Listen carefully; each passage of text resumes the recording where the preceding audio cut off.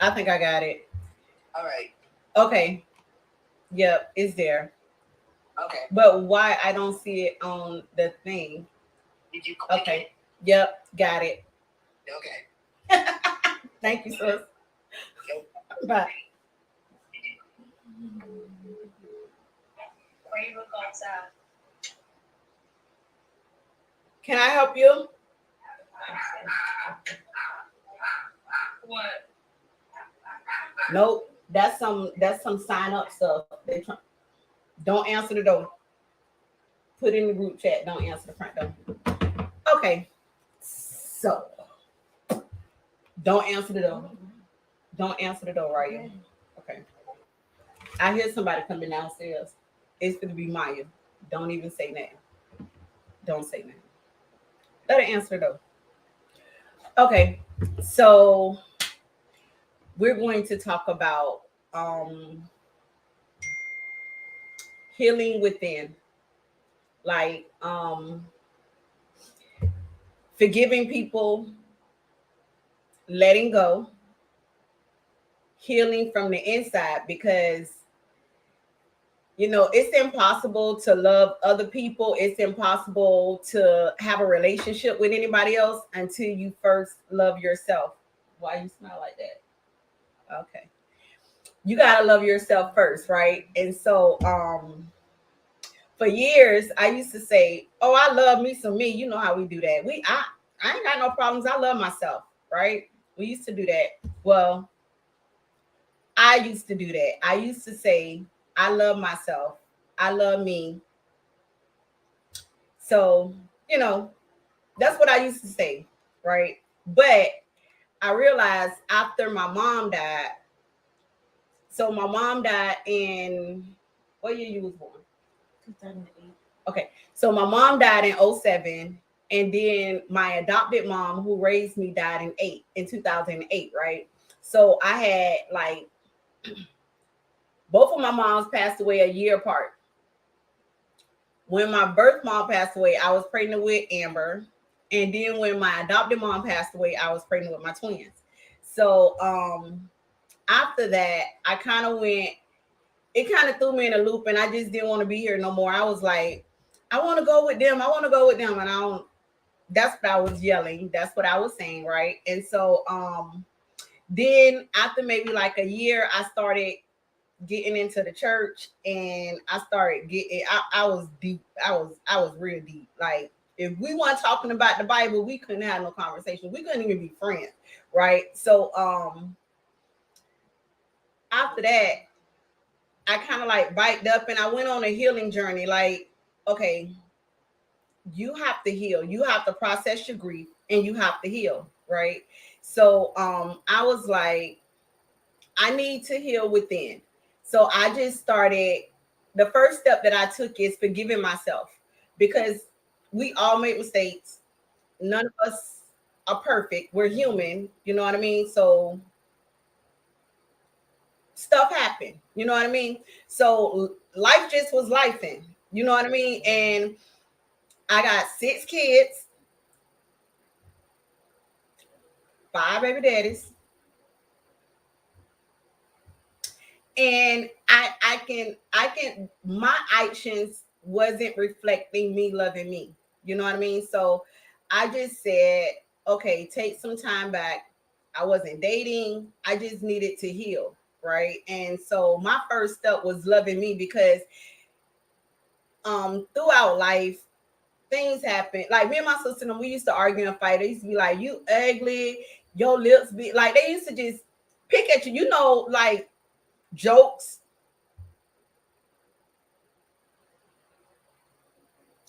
You guys, wait, unicorn, you got 6 kids.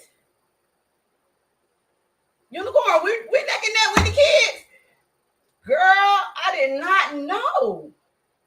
Okay, you know what? You said don't forget me. Now I got 7. You know what?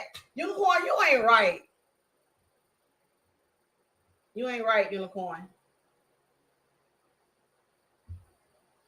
Not right. But so I started I started healing, right? And so my first thing was I had to forgive me. right? I had to forgive me. I had to forgive myself for the things that I did in my past because I'm not perfect, right? And we make mistakes, and I just needed to forgive me for all the mistakes that for not loving myself the way that I should have been loving myself, respecting myself the way that I should have been respecting myself. So I had to forgive me.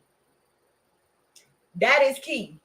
Forgive you for your mistakes because we're not perfect, right?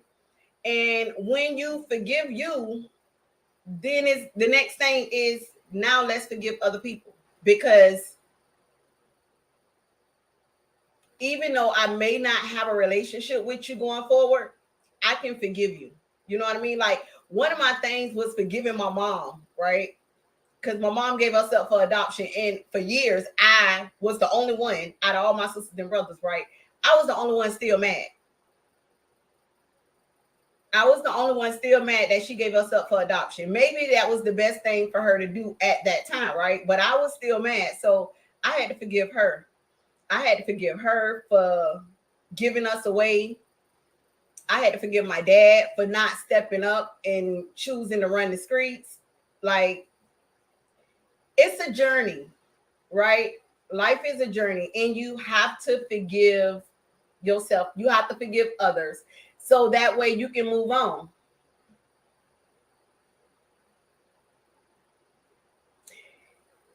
Right. And see, I was like that, but I didn't want to project that on my kids. I didn't want to project my anger, my unforgiveness for my mom on my kids. I didn't want to do that. And I knew that if I didn't do it, I wouldn't be the best parent that I can be to them. And they deserve to have the best representative of you, right? They don't need your brokenness raising them because when a broken person raise a kid, the kid come out broken. You know what I mean? Like you can see, I see so many broken adults walking around, and I'm like, oh my God, like you can tell they don't love themselves, and you can tell like the things that we do to ourselves is no love. Like if you love yourself, you're gonna respect yourself, you're gonna hold yourself to a higher standard, right? Hey bestie. Hey bestie. Oh, but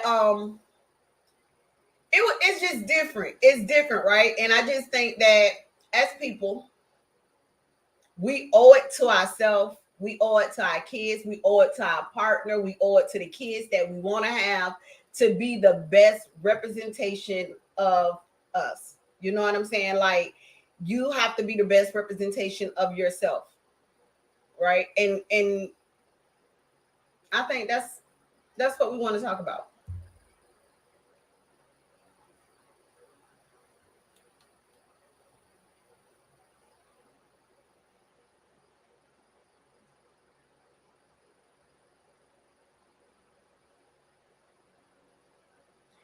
Unicorn, you're right.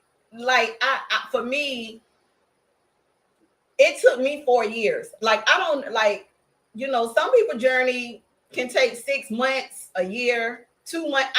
It depends. Everybody's journey is different. For me, it took time because I needed to make sure that I get like it was things that happened to me in my childhood that I needed to forgive. You know what I mean? And some of these people was dead and gone. But I still hold it. It still bothered me only because I don't it just bothered me. Right. I don't know why it bothered me. It bothered me. Hey Voodoo. It bothered me. And so I knew that I needed to heal because if I didn't heal, they would not be getting the best representation of me. And so it's so important for me to teach them you got to love yourself. You can't love anybody else until you love you. And most people, they be like, oh, I love that. Baby, love you. Don't worry about me. I'm going to be okay. I need you to focus on you. I need you to love you. Right, right. My baby, she looking at me like, Mom, don't play with me. But I needed to love me.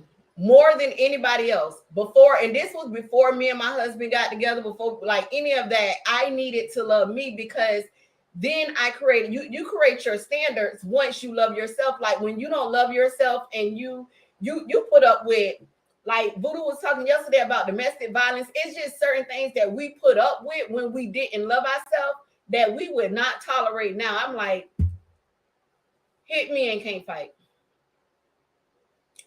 Hit me and you can't fight. Don't play with me. You know what I mean? So it's just certain things that we put up with, right? In our child, like I ain't gonna say childhood, but we put up with before we love ourselves. That once you love yourself and you create standards and boundaries, you won't tolerate that as an adult, like as a healed person, right?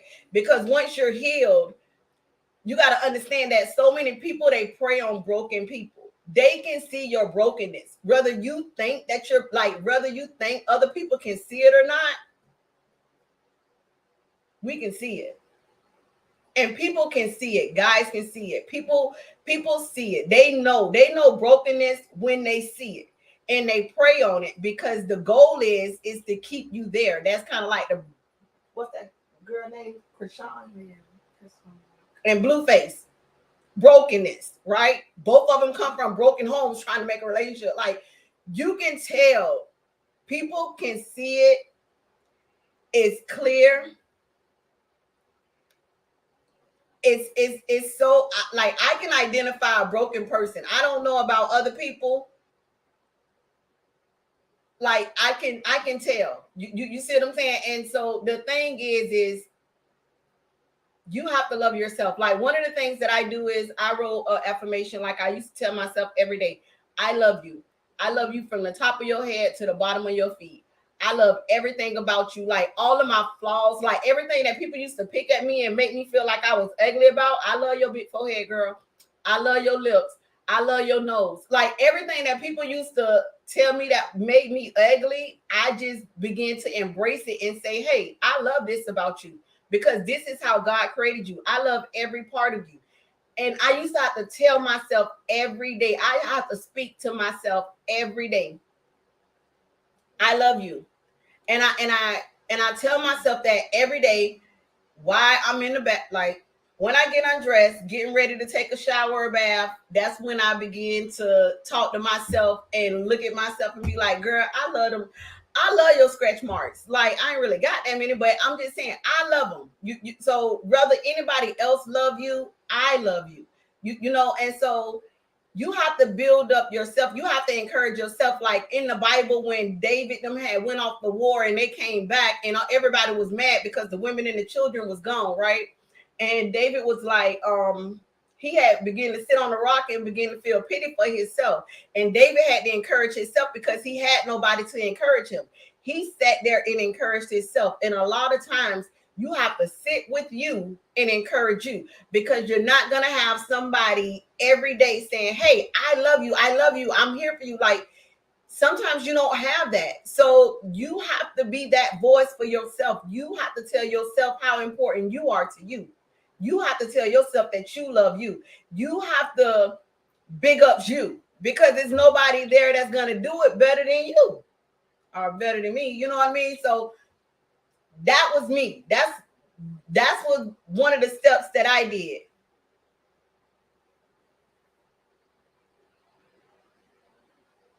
Yes, Voodoo, you got to teach me about StreamYard. I don't really know how to work this. I'm trying to work it, but but embrace your flaws, because that's how God created you. We are not all the same. We all don't look alike. I wouldn't want to look like nobody else but me. I wouldn't want Raya to look like nobody else but me. You look like me.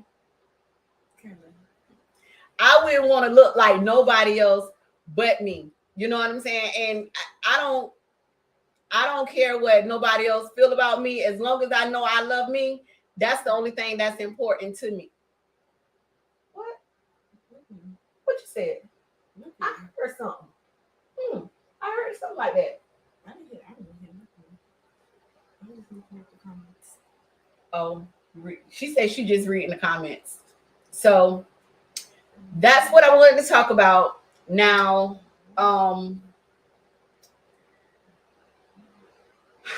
Unicorn, you and Neff got to show me how to invite people up because I don't know how to do that. How do you do that? She do look just like me. I keep telling her, you don't think you look like me?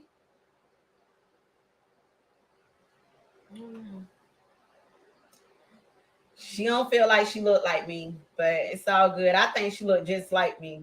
Really, I really think she looked just like me. She's so beautiful. I think she looked just like me. You don't think so? Oh, maybe.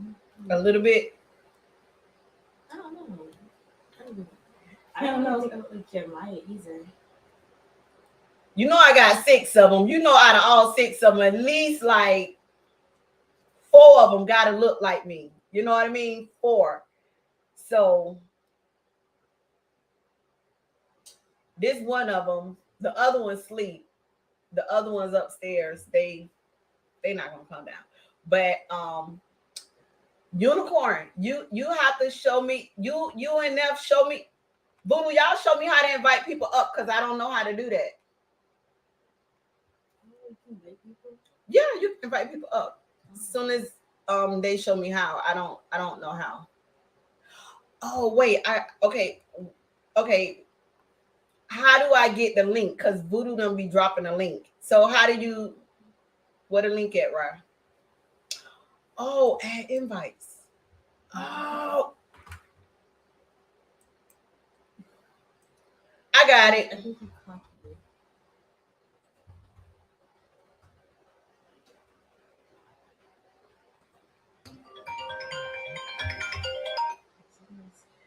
Thank you, Neff. That's my baby right there. I'm telling y'all, Neff, that's my baby right there. Neff be like, I got you. That's my baby right there. I think I did it right, Neff? Do it and see. But where would I see you at? Like, huh? Oh, Neff! Oh my God, Neff, I did it! I did it! Girl, I'm so proud of myself. I did it, Neff. But we can't hear you. You're on mute. Did I mute you? No, I muted myself. Thanks, babe. I'm sorry. Girl, I didn't know if I could do this or not, but That's why I told you, where your kids at? Where your kids at? You know I gotta have one with me at all times. You know I gotta have. Why do you think my mom's excited for me to go home?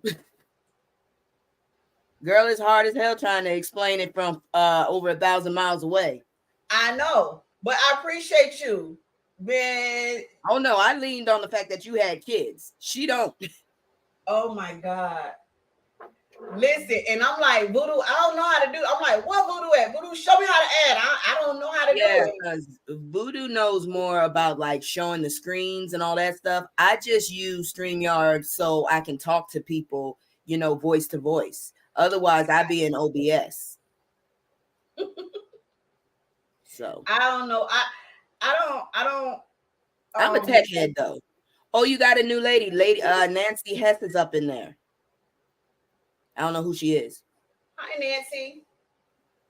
Oh, we were trying to tell you, for example, you liked Unicorn's comment. If you wanted people to see what she said, you can click on her comment and it'll pop up on your screen. Oh, really?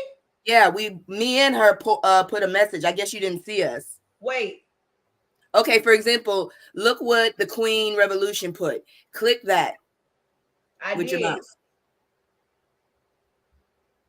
Okay, wait. Okay. Oh shit. Uh-oh, what you do? Wait, it say go to channel or pick or pick. Oh, girl, no. What? Oh, wait. Just lightly click it. I did. Why is it not showing? Oh! Did you right click or just regular click? Hold on. Oh, she pinned it. Okay. Listen, It showed me I can add Mars, baby. Let me what? Maybe you shouldn't let. Okay, wait. You wait. Somebody else come get up in here. The link is in there. Because I only know how to explain so much. Whoever knows more than me, come up in here. Wait. Let me show you. Now. Paste the link back in there. Paste the link back up in there on the so people can come up in here because I don't know as much as they do. Okay, but let me tell you something. I know how to add mods. Okay, so yeah, what you call it saying? I'm a mod. Yeah, I just added her. I look. I look. Yep. Now let me get my baby. Wait. Okay, lightly click it. Wait. Well, you just added the link, so maybe somebody Unicorn, get up in here, please. Or Wait, Voodoo, somebody come in here. I don't know this as much as you do.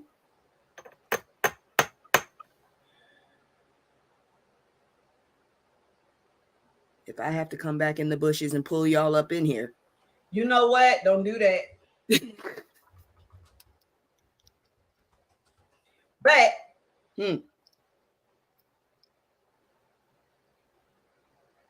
Neff. Yes. You've been reading that thing? Yes. Every day? Sometimes. I've been stressed. I've been so stressed. I mean, like I said, I'm going to my I'm going to Unicorn. You what? I've been going to therapy. I mean, like I said, I'm going to my I'm going Neff. I need you to do that every day. Unicorn. Yes. I'm here. Thank God. Can you hear me? Did she see me throw a whole fit? You can channel Unicorn. Echo.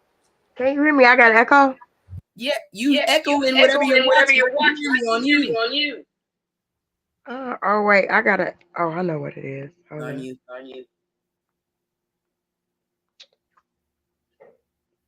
I like the hair though. But yeah, I've been going to therapy more, and she's been forcing me to brag on myself, which, you know, growing up from a Southern mother, teaching you about the Bible, you keep remembering not to brag. You still hear echo? I'm You're supposed to be sorry. humble. Yes, there's the echo. Mute that channel. I actually closed it. Really? Then she mutes herself. Now everybody's muted but me. What the heck? It's still an echo. We can't hear you. No, there's no. Wait, let me put my headset on. Hold on. Let me put my headset on. What did you do, Roxana? I can't hear you. Okay, it's unmuted, but I still can't hear you. I can't hear you say nothing. Okay, now I can hear you. Oh, I had turned my mic off. I had turned my mic off. But what I'm saying is, I wish, honestly, like I wish at the time I was struggling with me, I wish I had somebody to help me or to tell me some things that could help me in my process or in my journey, right? I didn't have anybody, so I kind of made my own journey. You know what I mean? And I heard that it's a book called, is it called Shadow Work? Oh, I know. I think it's called Shadow Work. Well, for me growing up, I was told to check out Don't Sweat the Small Things, and All of the Things Are Small. That's what everybody kept telling me to read. And I have the book, but I'm still sweating the small things because I'm still like, it feels like there's nothing in control. And that just puts me on high alert. I got to control everything so things go right. That's just my mind process. But you have to understand, like, okay, let me say this. You know, the only person perfect is God, right? He the only person perfect. We're human. We're human, so we make human mistakes. We make human decisions. Are all our decisions the best decisions? No. Are we going to get it right every time? No. You know what I'm saying? So you got to understand that you're human and you come with flaws. Admit that, and everything else is good, because now you know I'm not perfect. Like sometimes I tell my kids, I'll be like, damn, y'all, like I made some decisions. I'll be like, why ain't nobody tell me not to do that?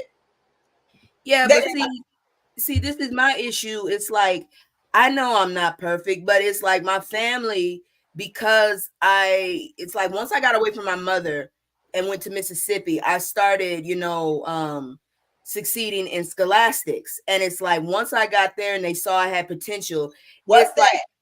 What's that? like I was good at books. You heard that? Scholastics. It basically means that I'm good in books. Okay. And it's like once she figured that out, she never let me off the honor roll. I was always under pressure. Then when, the computer age got there and I showed, that I knew computers and stuff, it's like the whole family. Yeah, Queen Revolution, academics, being scholastic just means academics.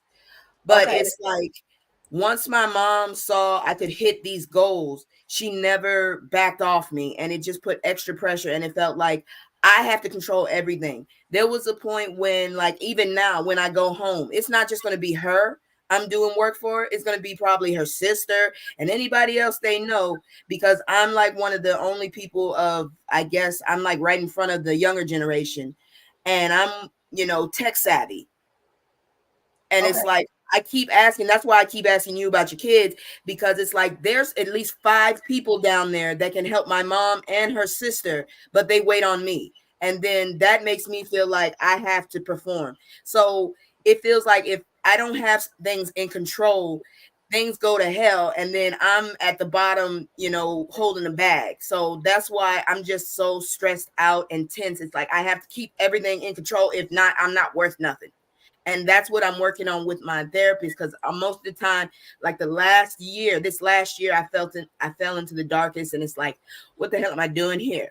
I mean, all I'm really doing is causing people burdens, causing people to worry, causing people to get scared. For me, it's like all I'm doing is causing problems. I don't need to be here. I need to go ahead and walk out of this game. It ain't working for me. I'm not leveling up.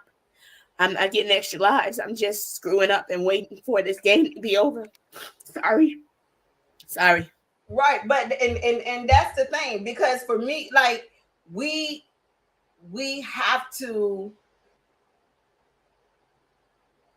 like for me, I'm not good with computers.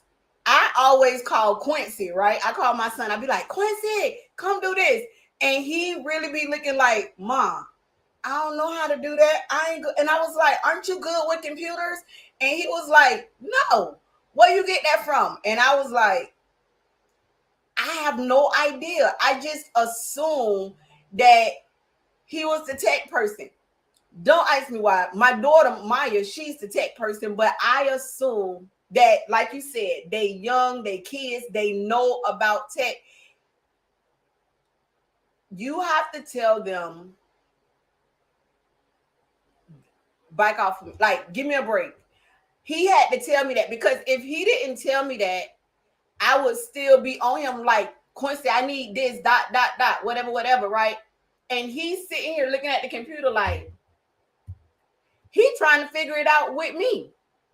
But my daughter, one of my daughters, she's really good at that type of stuff, right? And then I have one that's really good with animating and all that stuff, but I don't even call them, because in my mind, I have decided that he is the tech person.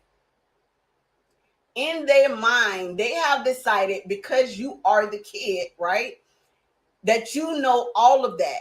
But I'm older than the other kids. I didn't even grow up with a computer.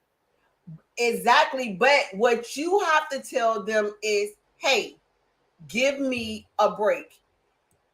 You have to tell them to give you a break. You have to tell them. I don't know how to do that. I don't want to disappoint them. And then if I disappoint them, they'll gang up on me. I'm like the most timid in this damn family. I told you that they're like a pride lion. But it's hurting you. it's hurting you. I don't mind the pain if I can help them.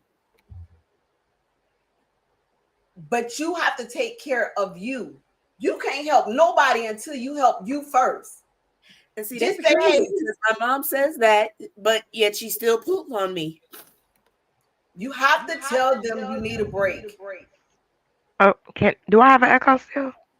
No, go ahead, Unicorn. Neff, you Neff. have to tell them you need a break. You have to tell them, because if you don't, they just assuming that you can take it and whatever. But you have to tell them, I need a break.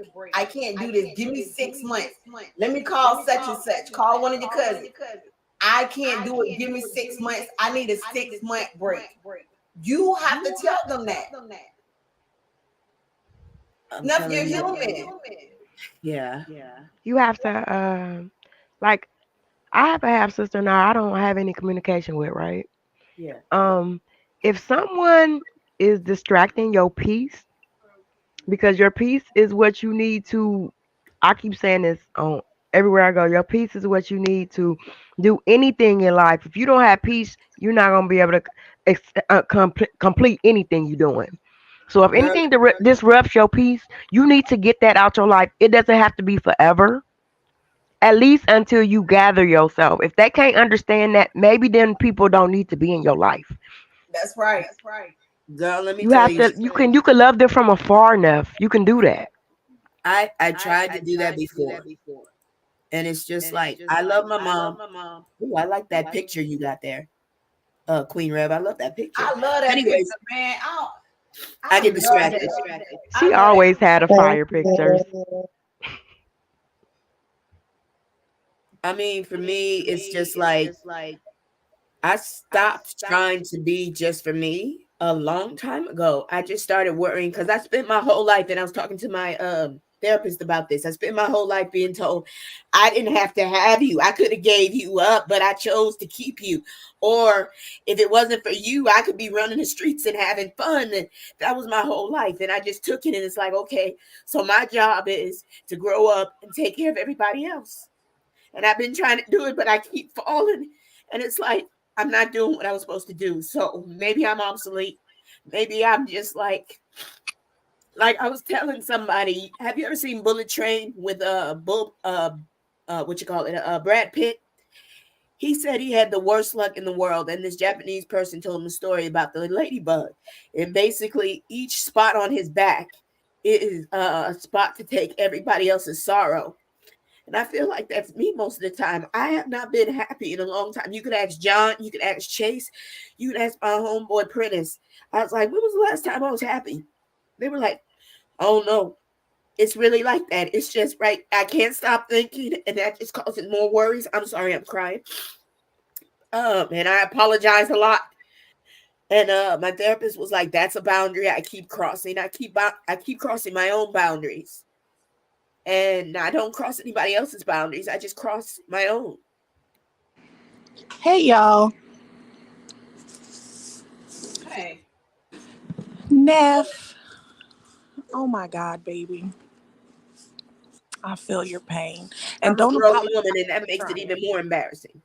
Don't be embarrassed. When I tell you I feel your pain, it's because I have the same feelings. So there's nothing for you to be embarrassed about. I'm also the one that the family relied on heavily. And if I didn't do what they wanted me to do, then it was, oh, you're that. My name's Jamie, y'all. Jamie is this. Jamie is that. Jamie's being this. Jamie's being that. And you know what I had to learn how to do? I had to learn how to ignore them. And when I say ignore them, not just ignore what they're saying, I mean ignore them.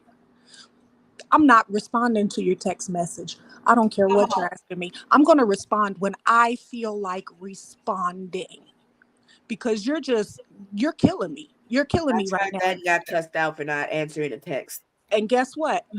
They can cuss all they want to the air. If you don't respond, it don't matter. One thing I said, I like somebody told me they change their number all the time because they don't be wanting people with their number. And I was like, I'm not changing my number. I don't have my phone number for like 16 years now. I'm like, I'm not changing my number. If somebody called my phone that I don't want to talk to, I'm just not answering the phone. I don't have to pick up my phone. I don't have to answer the phone. I don't have to respond to a text message. That is a choice. You see what I'm saying? And let me tell you who I am in my family. I am the second coming. Okay. That's a lot of pressure. And it sounds like that's what's being applied on you too. I am the one who is, oh, we're going to send these children out to Jamie because Jamie's going to straighten them out.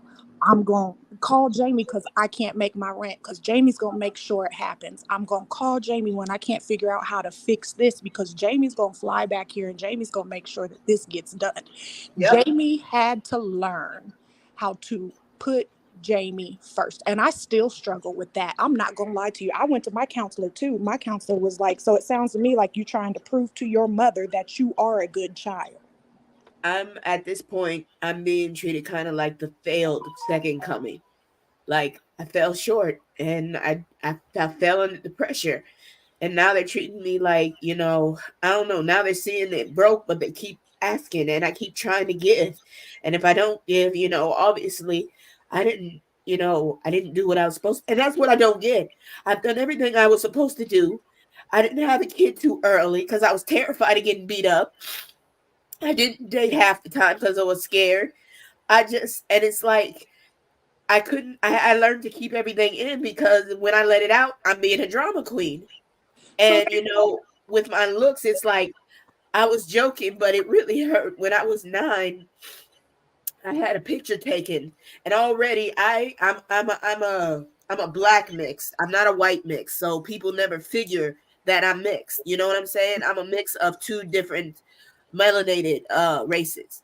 So, you know, I get these little peculiar things like my hair is curly. It grows in straight, then it gets kinky and curly and shit. And people fuck with me about that, telling me I have nappy hair. So I got freaked out about that and tried to get it permed when my mom was like, you too young, you too young, you too young. I ended up combing my hair out to the point where like it was down my back. I was so enamored with it because I've been told how unwanted my looks were that I almost combed my hair out at one point. I was just so enamored. Then, you know, I got told I was ugly my whole life. I asked my mother when I was 14, do you think I'm pretty? She said, well, you're not the cutest thing in the world. I'll never forget that. And it's just like, I can't stand looking in the mirror. I can't listen to me. Listen, you are the cutest thing in the world. You are the cutest little girl that ever walked this planet. I am 42. You have to remember that. And what I want to know is, what do you have where you are right now? What do you do that makes I'm isolated? I've been isolated for the last 2 years. I moved back to my hometown, which got gentrified. So I had to move out in the center of Massachusetts, where I have a brother. We're not close because I just found out he was my brother because I did the DNA test. Because I already knew my dad was a Rolling Stone. Anyways, so I'm not close to my father's side. My mother's side is, Southern. They're more open and stuff. But they're not nurturing like I need because, they were growing up right after the slavery ended and all the civil rights mess was going through. So, I don't expect a whole lot of nurturing from my mother because she was physically abused. I can admit now that I was emotionally abused, but she was physically. And she was also emotionally because she was the darkest girl. And Mississippi was and still kind of is a very colorist, racist state. Hold on, now let me jump in right here. Let me say something right here, right? Because I'm in Florida, right? So I'm from the South. I know how that go, right? You have to understand that it's passed down trauma. Hurt people. Well, exactly. She hurt the hell out of me, and now I'm trying to heal her. Down trauma. That's why I made a decision, and I said the things that my mom said to me when I was a kid that hurted me, I won't do to them. The things that was done to me that hurt me, I'm not gonna do it to them because it's passed down trauma that it's just like whooping us, right? Why the hell do we get whooping? Do y'all notice that only black kids got whoopings? I'd rather whooping than the yelling she gave me. No, but I was even telling Unicorn the other day, emotional Emotional pain sometimes feels worse than physical. I'd rather you hit me than yell at me and degrade me so bad. One time she drank, and I promise you I'll never forget this. I had came home and I was laying on my bed and she bust through the door. I could tell she was drunk, and she told me from the bottom of my heart, I don't like you. You're low down, no good and dirty. And then she went back in her room. I didn't do shit. I had just got home. I'll never forget that shit. And she's never apologized, and I've never brought it up because that shit hurt. I'd rather she had come in and gave me a left hook. Neff, let me ask you this. That's your mother, and I don't mean no disrespect at all. At all. But I want to know what keeps you connected to this person that has hurt you so much and has never stepped up and apologized and tried to change their actions. What keeps you going back for more? Recently, she's actually been more open and trying. I mean, she hasn't been belligerent all growing up. But it's just some of the things, how they say you can have a great day and have one messed up thing mess it all up. That's kind of like it is. We have a great relationship when we're not in close proximity. She's learning to, like, she was from that generation. What goes on in this house stays in this house. We did not get help. We did not get therapy. But I think when I finally really broke, when my father's mother was my nurturing. She was the softness. And when I lost her, I really did try to OD. And I think that finally woke my mom up. And slowly she saw that, life was getting to me and I couldn't keep carrying this weight. And I'm sorry I'm taking the shine off of you. Girl, listen, this is what it's all about, right? Because healing is a journey. They said, and I wish I had a group of sisters to help me when I was going through it. I had nobody. So this is what it's all about. It's about us helping each other because healing is so important. Enough, I want you to be whole. I want you to be That's why I don't have You kids are now. And that's another beautiful. thing that gets me. I don't have kids now because I know I'm messed up and I don't want to add that to another person. You But know then at what's the good same about time, my having age, children? it's like I'm 40. We're all messed up. You know what's good about We are all messed up. Nobody. There's what, 3 mothers I'm a on this mother. panel right now, and none of us are perfect. I mean, I always joke with people, but I'm really being truthful. I tell people the one thing, new parents, when the new parents that came after me, I tell them, I say the one thing they're guaranteed to do is become a topic in your child's therapy in the future. Like, that's going to happen. That's going to happen no matter what we But I do. don't want to So, do the damage that, stays with you years and years like me. I mean, yeah. I don't fault my mom. She doesn't get what she needed. So You won't she's now. trying to do better.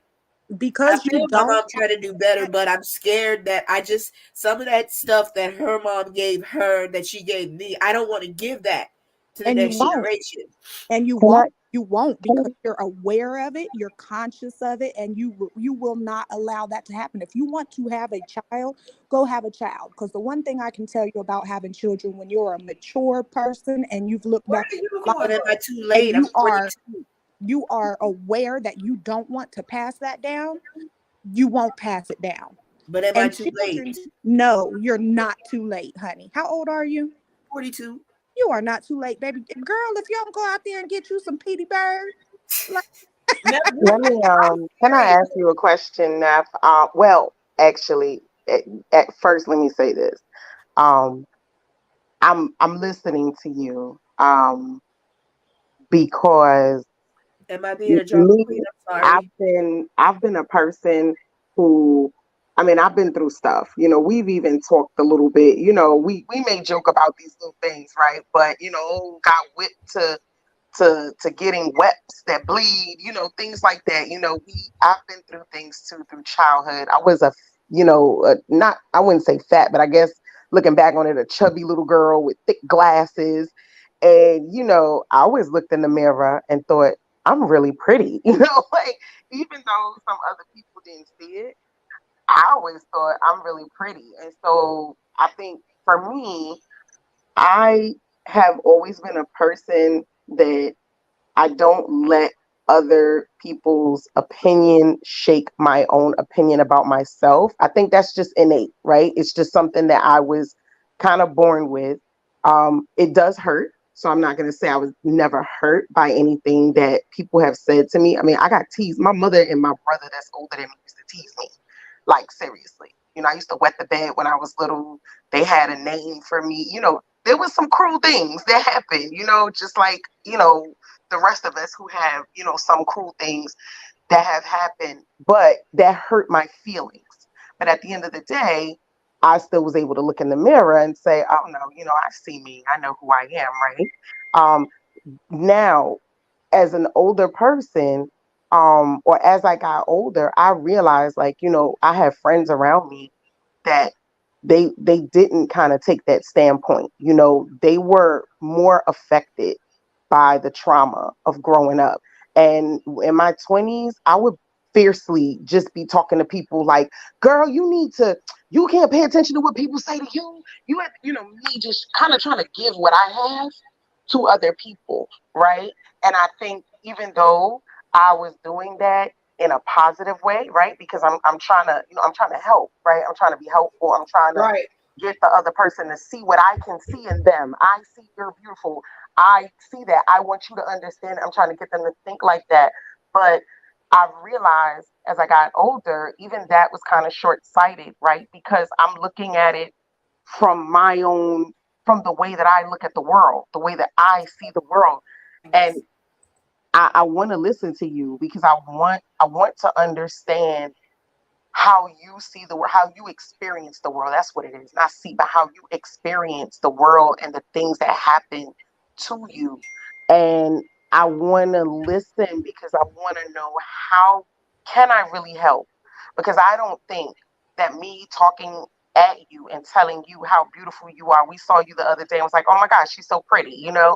Like me telling you how beautiful you are, how brave you are, how smart you are. Like I'm not sure if that is going to, if that's what you It might won't work. need from This me. is something inside me. I've Mhm. told people I'm so thankful for your support and stuff. But the truth is, this is a demon I got to get out of myself.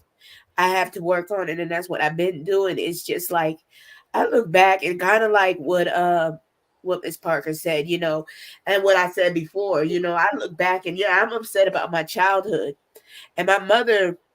I can tell to this day she's still pissed off and questioning why she had her childhood like it was.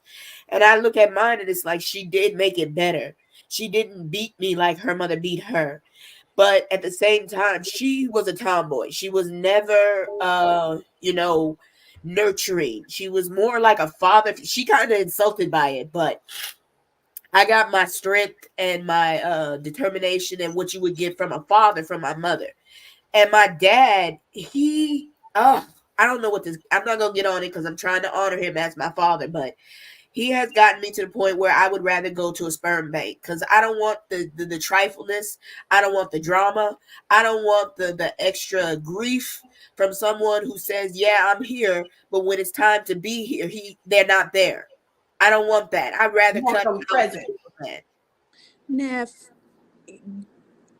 what I you need to be the mother that little Neff didn't have. You have got to mother yourself. Your mother can't be the mother that you needed, especially at this age. You have got to mother that little girl that was inside of you the way that you wanted your mother to be and do that. All I've been told this year and last year is it's over, get over it, grow up. That's all I've been told is what it is. That's all I've been told the last 10 years I've been asking for help and to be heard was it is what it is. You're an adult now. With my father, everybody in the family is like, well, it's too late now. Get over it. He wasn't there. You just got to accept it. And with my mother, at least she's starting on her own to see the flaws. Now she is so much better. Like this year, she told me, your New Year's resolution should be you first. Because you got to stop spending your last on people and taking care of other people. You can't take care of nobody if you can't take care of yourself. And I'm sorry I'm crying so much. Unicorn's always telling me I'm purging. So I've been purging for a while, and it feels like it's never empty. I need this to be empty. But that's Now, the thing, Neff. Like you have to you have to understand that I think for me, like my mom never apologized, right? But my dad, he just said, I'm sorry, which it meant everything to me. But my mom never apologized. And you have to just understand that you may never get that I'm sorry, I apologize, I was a bad mom. I tell my kids right now, I'm sorry. I don't. I'm I sorry. think she's trying to show it. It's my dad more that's not trying to apologize. If anything, he goes on the defensive like he didn't do shit. And I'm like, sir, you never helped my mother when she needed it. Your family But- helped her. You didn't. But then what you I'm- want me to act like daddy's little girl, and that pisses me off. I'm sad with my Well- mom, but I'm pissed with him. Would you be okay if you never got an apology from your father? I've already accepted that. All I want him to do is fucking. I'm sorry. Let me hold my mouth.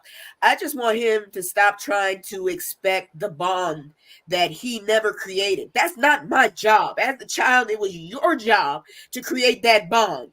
Now that I'm, self-reliant and doing my own thing, you expect me to adhere to you like daddy's little girl.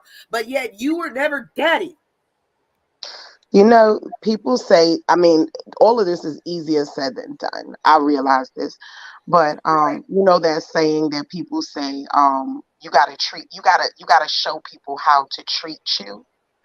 Um, you're gonna have to show these people how to treat you. And that's easier said than done. Like I get that I'm saying this right, but it's No, I not think as my mom's easy in understanding. practice.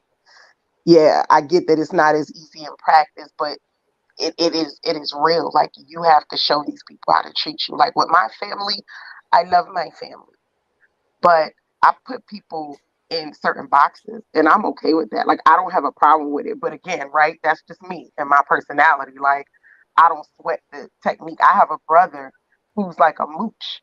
He calls and asks for things, and with my sister, he curses her out like she indulges him, and he curses her out and stresses her out and stuff like that. He never does that to me. You know why? Because he knows that I'm not, like I'm not gonna go for it. He tried a couple of times when I was younger. I gave it to him so bad that he knows, he'll call everybody else and say, "Oh, I'm gonna call her too, and I'm gonna tell her off too." And they'll call me and say, "Oh, he said he gonna call you too and tell you up." I'm like, he's not gonna do that. And then he'll get on the phone with me and his tone will be totally different. You know why? Because I had shown him very early, you can't do this to me because I'm not going to allow it and I'm not going to feel any kind of way about it.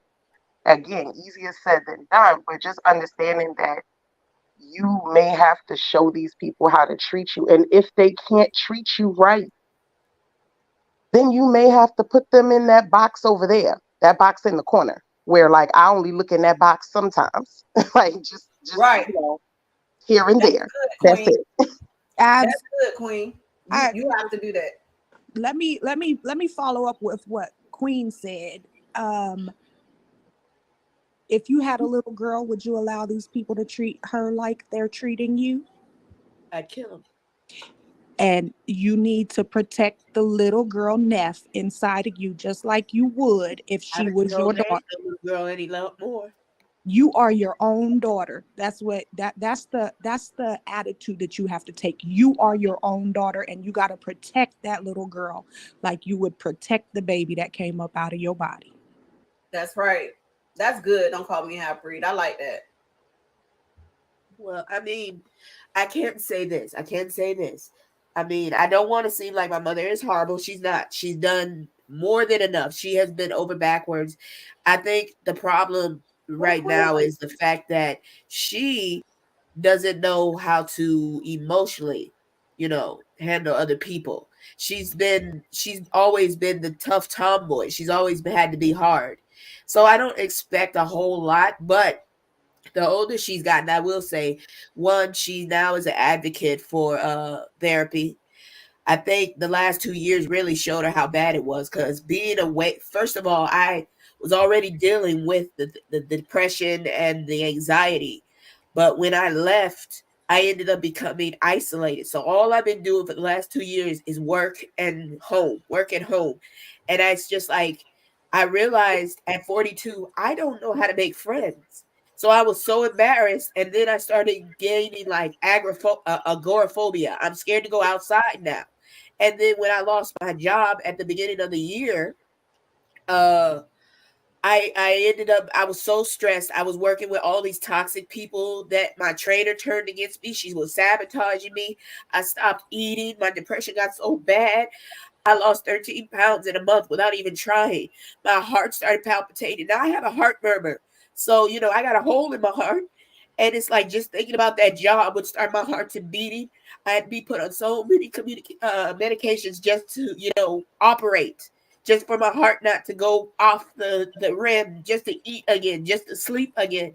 And then so I developed PTSD. And that just didn't help because, as I said, I tried to off myself before. So then the thoughts came back. And I really tried to, but I guess God was for me because couldn't find the pills this time. And I talked to my mother, and it's like she's starting to realize the trouble, and she's starting to realize, yeah, I need to be softer with her. And she's being softer with me. But here come my dad. He's just not respecting shit. And I went off on him last month. I just was like, I can't do this no more. I'm sick of you. You don't respect my time. It's like when I tried to reach out to him, he want to talk about my damn niece. It's like, your niece is not your daughter. I am. I need this attention. She's a grown-ass woman too. I'm asking you and I'm trying to connect with you. But the first thing you do is you want to talk about her. So I finally flipped off on him. So now it's like I realized, like I talked to my mom and she was like, that's not a God. You have to honor him. He's still your father. But you need to find a way to do that. But you can't just be disrespecting him like that. Because literally my ringtone for him was, there's some holes in this house. And my mom was like, you can't do that. That's not right. So my mother is a bit of sophistication and dignity, because she never bad talked my dad. I bad talked him from what I saw with my own eyes as a child, listening and hearing this. It's like, you put on the work on my mom. What's wrong with you? Do you know And you can yeah, honor your parents from afar? Do you know that you don't have to respect them, but you also don't have to disrespect them. I There's need. that middle I'm learning line. how to do that now because I respect my mom, but I don't have that much respect for my dad. He's a deadbeat. He's basically what people call a fuckboy, and it pisses me off because he's trying to demand the respect a father deserves. But like they say, you can't make a hoe into a housewife. You can't make a fuckboy into a leader. You sound like my daughter. I'm sorry. You sound just like my daughter. I'm with you when you're right, Neff. Now I'm with you when you're right. But And I so, will say this. I'm gonna yeah, add this, right? Forgiving somebody doesn't mean you have to reconcile, right? It doesn't mean that you have to go back and have that relationship with them just because I forgive you. I can forgive you and never see you. It's just that I'm choosing not to have that in my heart. I'm choosing not to carry that around with me, right? You have to empty it all out it and doesn't feel forgive like them. it's never going to be empty. It's like I keep pouring and hoping that once I do, there's nothing left. But then when I turn around, I'm still angry. Because you got to throw that That's trash, girl. You got to that's why trash. you have to forgive you. You have to forgive you first. Then when you forgive you for your mistakes and the actions that you take, then okay, now I can forgive other people. You see what I'm saying? Like I had to forgive my parents. Think about it. My mom dropped us off at her uncle's house. Yeah. I was 3 months. She dropped us off. And me and my brothers and sisters, we're all a year apart, right? We all So a I year got an apart. aunt like that. We got an aunt in the family just like that. All three of the cousins were raised by my grandma and the rest of the family. And so what she did was she dropped us off and she only came on Christmas. In my mind, I thought the lady lived in another state or something because she only came on Christmas. Oh She no, my lived aunt 15 minutes moved to away. another state. She moved. She came back from Chicago, would drop off a kid and go back. She only kept the boy. She dropped off 3 girls. My mom raised the oldest one. My mom But was her younger that's sister, what and I'm she raised saying. that oldest daughter. What I'm saying is forgiving is not for them, it's for you. so that you don't have to carry around the pain, the hurt, the anger. You don't have to carry that. You see what I'm saying? Yeah. Hey y'all, can I say something? Good morning, everybody. Well, good afternoon. Hey, G-Ma. Hey, Hey. baby. Have you watched the Kirk Franklin documentary? The interview? No, I heard about it. Did you watch it? Yes, I Is did, that and I the want one when Neff he to was watch fighting with it. I his want son? Neff to watch it. I watched it. Yes, You Neff, you did. should watch it. It's Okay, very the so one this where is he was going what back and I forth want with to his son, say. though? I think I got an echo. That's probably me. I'm asking, is this the one where he was going back and forth with his son? No. He No, actually this is a recent one, and he recently found out that the man he thought was his dad was never his dad. And he just got a DNA test recently showing that the guy that was his dad literally lived right within their vicinity, like right not too far from the studio that he goes to regularly. Real talk, I And wouldn't to mind sit, if mine wasn't. I I'm gonna want watch you that to today. sit, and if you get a chance, if you haven't watched it, watch it, because his mom basically lied to him several times, telling him that this guy that she claimed was his dad They better be on my live. was his dad, and even though the DNA test came up where he did find his dad, she still denied this situation 2 to 3 times through the DNAs. Like basically, she kept this lie going. And he loved his mother so much because she dropped him. She didn't take care of him. She would come around randomly for holidays or whatever, just to show her face. But there was some random lady in the neighborhood that took care of him. And when I tell you this story, like really touched me, and I wasn't raised this way. I had both parents. But to see the hurt and the pain that he went through this whole scenario, even while trying to find out who his real dad was, bracing himself to go and meet his dad for the first time. And not really he couldn't blame his dad because his dad, they never told his dad, his real dad.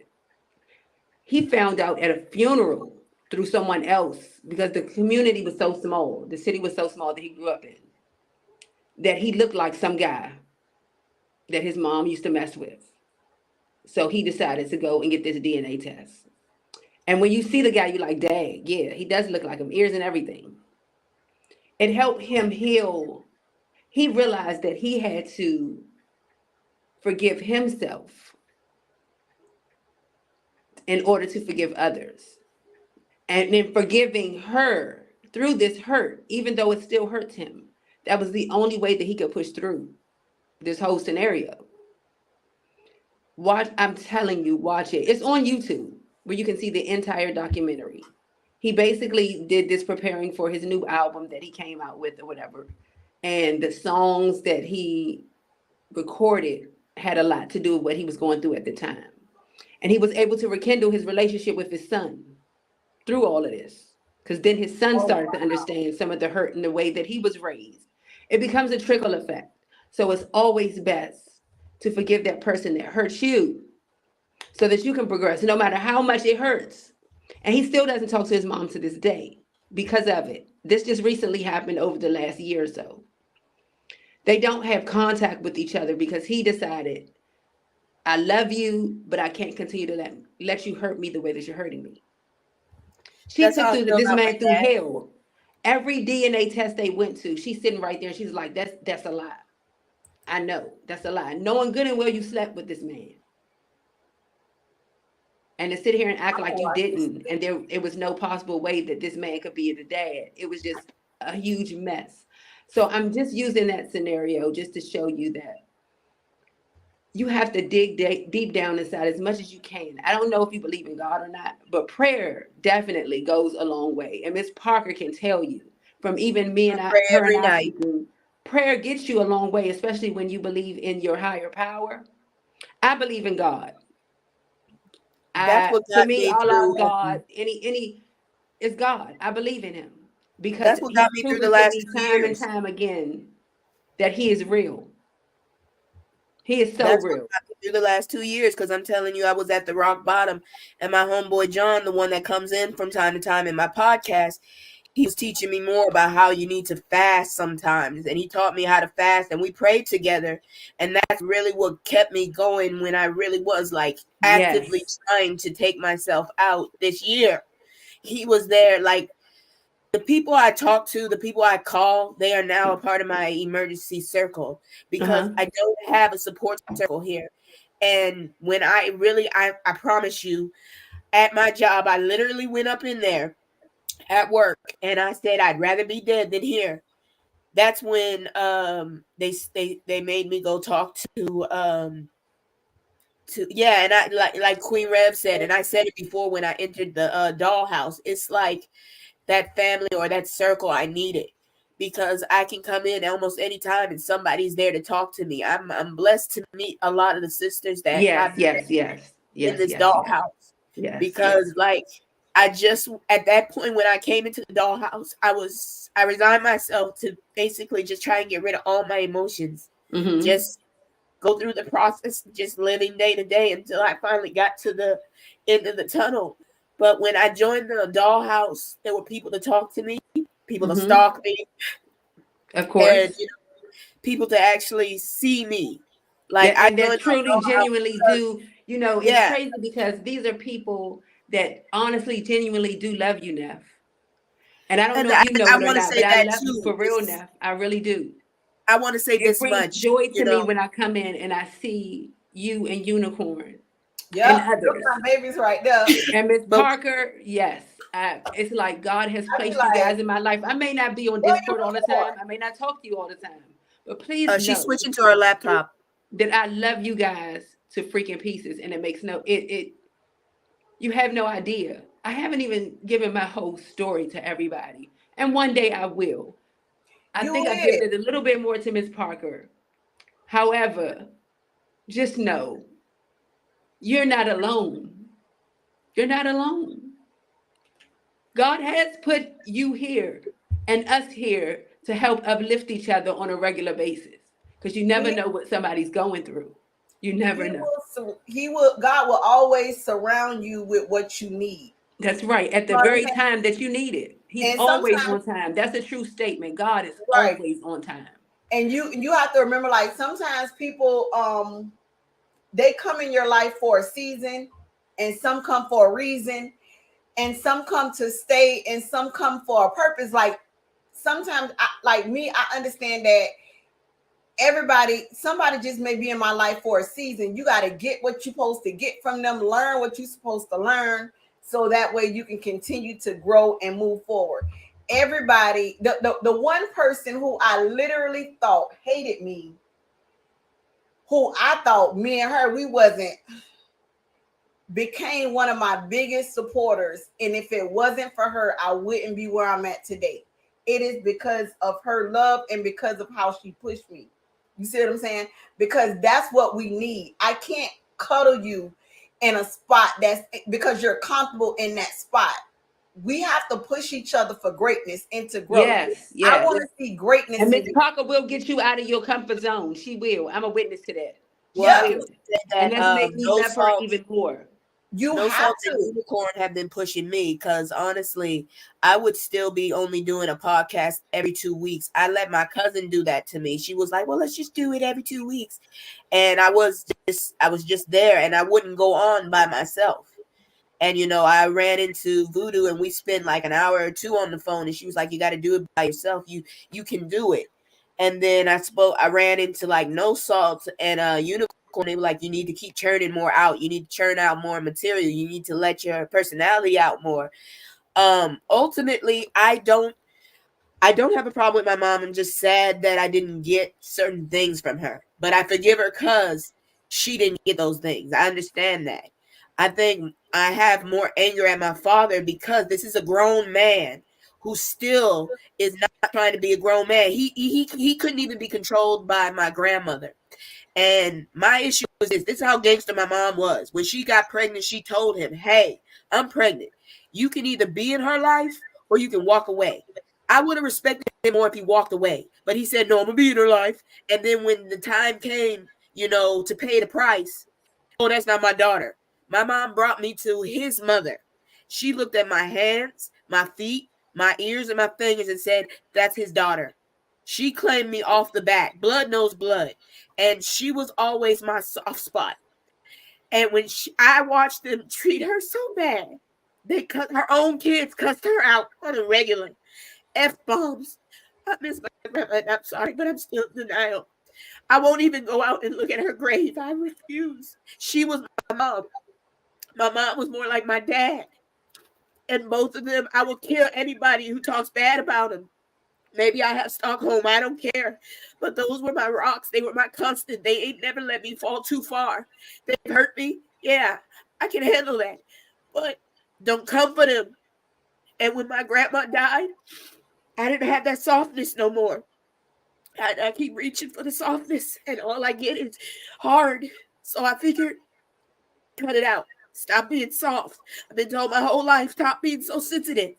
People gonna talk about you. They talked about Jesus. Who are you? So, it's just like they kept telling me how ugly I was, how loud and annoying I was, how weird I was. Hell, my mother at one point admitted that when I was younger, she thought I was retarded. Like her friends literally was like, why is your kid so weird? So I've just always been, I've accepted the role as being the weirdo. Everybody thinks I'm this alternative emo girl, but it's not that. I just keep to myself. I don't listen to a lot of, emo shit. I listen to rap and I'm a normal person, but they say the way I act and the way I think and the way I talk, anybody who's been in my circle is like, what is normal? We like you. But everybody else is always, why are you like that? Why are you so weird? My own family talking about, we thought you were autistic. We thought you were retarded. That hurt my soul. My mother told me that in February of last year. I always just thought you were retarded. She fell into that hole. Maybe she is autistic. I got screened last month. I'm not autistic. I just have borderline personality disorder. I don't see a gray area. I'm trying. I'm learning to see a gray area now. But basically, I split. And that's from what I've learned, that's a defense mechanism. I split. I only see black and white. I either like you or I don't like you. You're either a great person or you're a villain. And I have to learn the middle part. And the only thing I'm not blaming anybody. I'm not trying to blame anybody, but it is partially from the way I grew up. It's either I have to protect myself from you or I can open myself up to you. And my mother even told me that growing up, not everybody is your friend. And I couldn't understand that. I couldn't understand that at all. I'm sorry. I feel like I'm taking the show. I'm sorry. This No. is You know what what? it's It's not all even my about, show. Neff. I just want to tell you, Neff, I feel like this is a space where you can speak. I don't know. Listen here. You're not being I judged got too much at baggage, all. Not from my honestly. perspective at all. You should know that. And From I believe anybody. you've been around Miss Parker enough to know that she's not judging you either. And if you need to speak and talk and cry, whatever the case may be, you're not being judged over here at all. Can I just say that here's a reason why you need to forgive your father for who he is. If he would treat his own mother like that, that's just who he is. That's who he's always been. And ain't nothing or nobody gonna come into his life and change him other than God.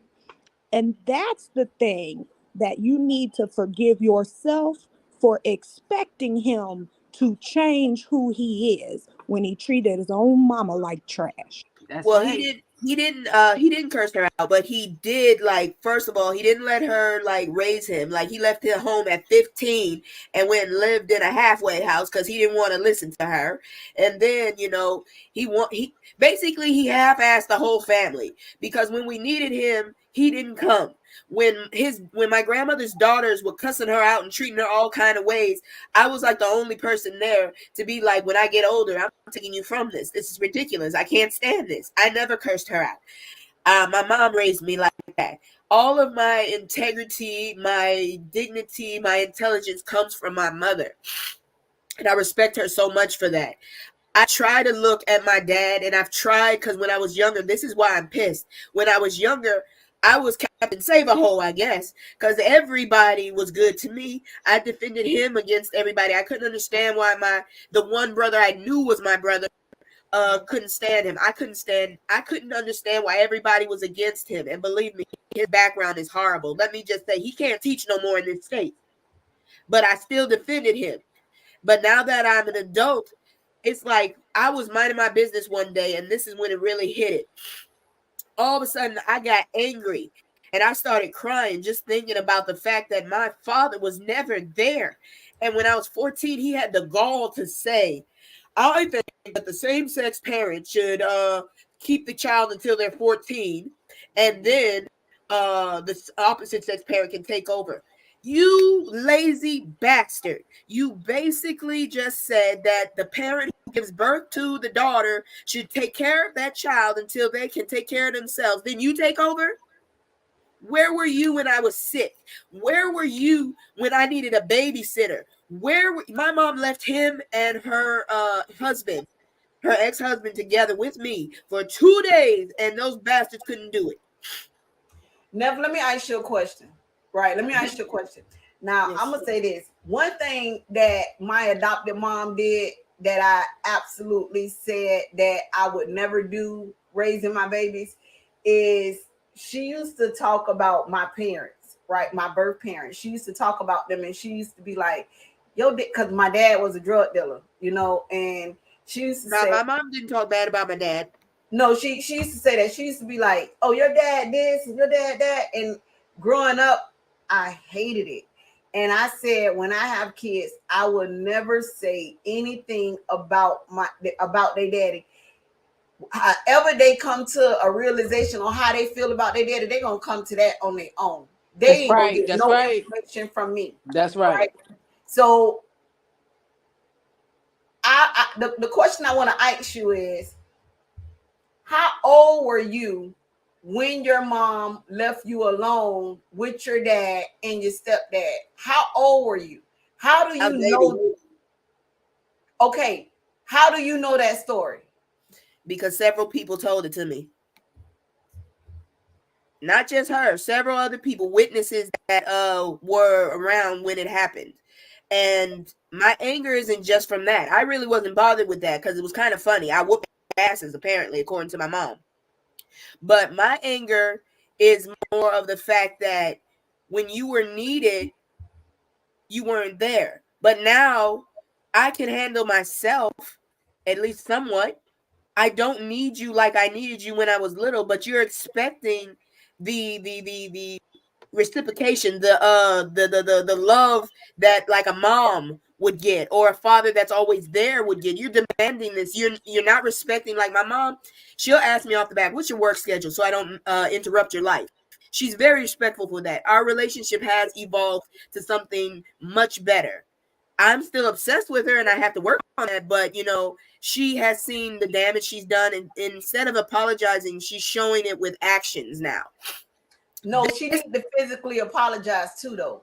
You see what I'm saying? She see what I'm hearing from you is that you're giving your mom a little bit more grace than what you're giving him. You see what I'm saying? That's because she was always there. Exactly. She did the time. She did the work. She gave up a I whole boyfriend for me, and I was 21. She gave up a whole boyfriend. She should have if she needed to. But what I'm saying is, I can hear she gets more grace than what he get. Granted, she did more work. You're able to do that. I'm not saying there's anything wrong with that. I'm just identifying that, right? But what I am saying is, what I want you to do is, you have to do the work. You remember, forgiveness is not for the person. Forgiveness is so that you can heal and move forward. Forgiveness is for you. You forgiving them is all about you. It has nothing to do with them. Yeah. You see what I'm saying? I was touched by an uncle. I told you, man, he was going 40 miles per hour. I tucked and rolled, jumped out the car. I'm out. I got up and ran about 2 miles all the way back home. and got on the phone and called my sister and told my sister what was going on. Forgiveness is not for them. Forgiveness is so that you can heal. Because if you don't, it's like you cutting yourself. It's like you're hurting yourself. And you keep saying, why do I keep hurting myself? You don't want to hurt yourself, right? You don't want to do that, but you can't help it. It's like a trickle effect. You can't help it. So you have to say, hey, I forgive you. It doesn't mean you got to build that relationship. It doesn't mean that you have to do anything. You have to heal from the inside out. You have to let it from the inside. From the inside out, I forgive you. I may not want a relationship with you, but I forgive you. You see what I'm saying? That's what I need you to do. I need you to get, I need you. We're gonna stay right there. Me and you, because we talk. We're gonna stay right there until you forgive. That's all me and you gonna talk about probably for the rest of the year, because we only got 2 months, right? For the rest of the year, that's all we're gonna focus on is you forgiving. That's it.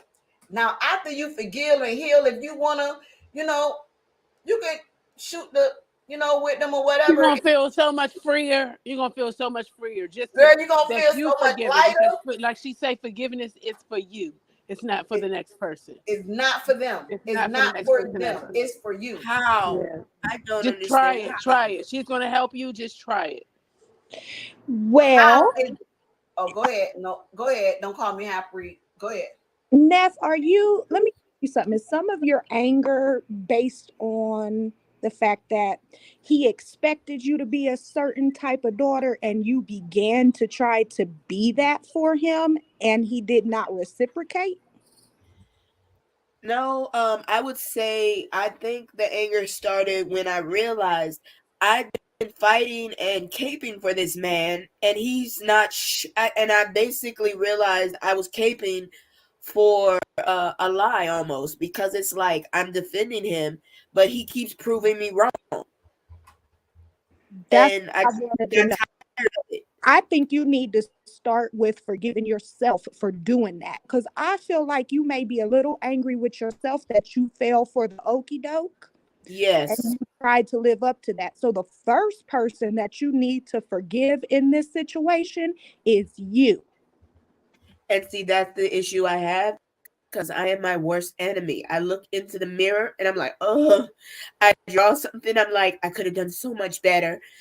It's like, unfortunately, I'm gonna tell y'all the truth. My mom was always about education, and once she realized I actually could get the grades that she wanted me to, she didn't let it off. And I'm not blaming her, but it's like I got that thought from her head, and it just took the hell off.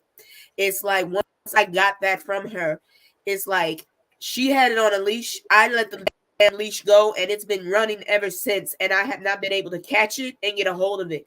I look in the mirror. I wear makeup just because I'm scared, because I don't want people to see my skin in public. I wear ponytails and stuff, because even though I am natural and I can handle it, I still strive to get the curls that are supposed to be desired. I still try to get I hate to say it, I did find myself, but then and recently, because of all the extra stuff, it's like I just, like, all the foundation I had built has like cracks in it now. And it's like I'm paying attention to one crack too long, and the other cracks have gotten bigger. And it's like right behind me is myself, like work faster, harder, faster, harder. You have to show an example. You have to be the second coming. You failed before. This is your chance. Harder. Neff, you don't have to be anything that causes you any kind of stress and pain. And let me say something about you being upset with yourself for trying to be what your father wanted you to be. We all, when we try to build a relationship with people, we try to treat them the way that we feel that they should be treated until you show me something else. One thing my daddy always told me was, you respect your elders until they show you that they don't deserve it. So it don't matter if you see a person on the street, on the corner, you respect everybody, you treat them the way that they want to be treated until they show you that they're not worthy of that. So you didn't do anything wrong by trying to be the daughter that he wanted you to be and that you really wanted to be.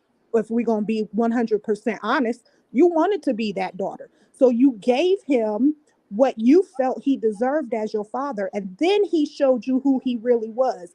And that's Yes. what you need to forgive for yourself. You didn't do anything wrong. That's what you need to understand. You did exactly what you were supposed to do. You did the right thing. Every And then time he I showed went you. to see him, he had a new girl, and every time, oh, that's your aunt. And when I got older, I'm like, you basically use me for dates. You ass. And that's what they do. That's what these men do. That's what these no good And he men talked have about to me in front of my brother, talking about every time she was there, she was always acting like she was hungry. So you just gonna dog me out now too? Because that's what they do. But like I said, if he treated his mama the way that you say he treated her, and he did the things that he did before you were even here, he's not going to change. That's just who he is. Apparently, let me make you laugh though. Apparently, I knew when I was little, because I guess they were in the car together at a drive-in. So this was back in the day, and my mom gave me to him. I guess I was angry. Well, apparently I didn't like him too much because I couldn't walk, I couldn't stand. But he was like, Georgia, look. My mom looked, and I was standing straight up. I was so angry with him that I stood straight up in his lap without him touching me. So apparently, I guess I sensed it when I was a baby, I guess, because I was in my months and I stood straight up so angry that he was holding me. So maybe I had instincts then that I tried to ignore. Yeah, baby.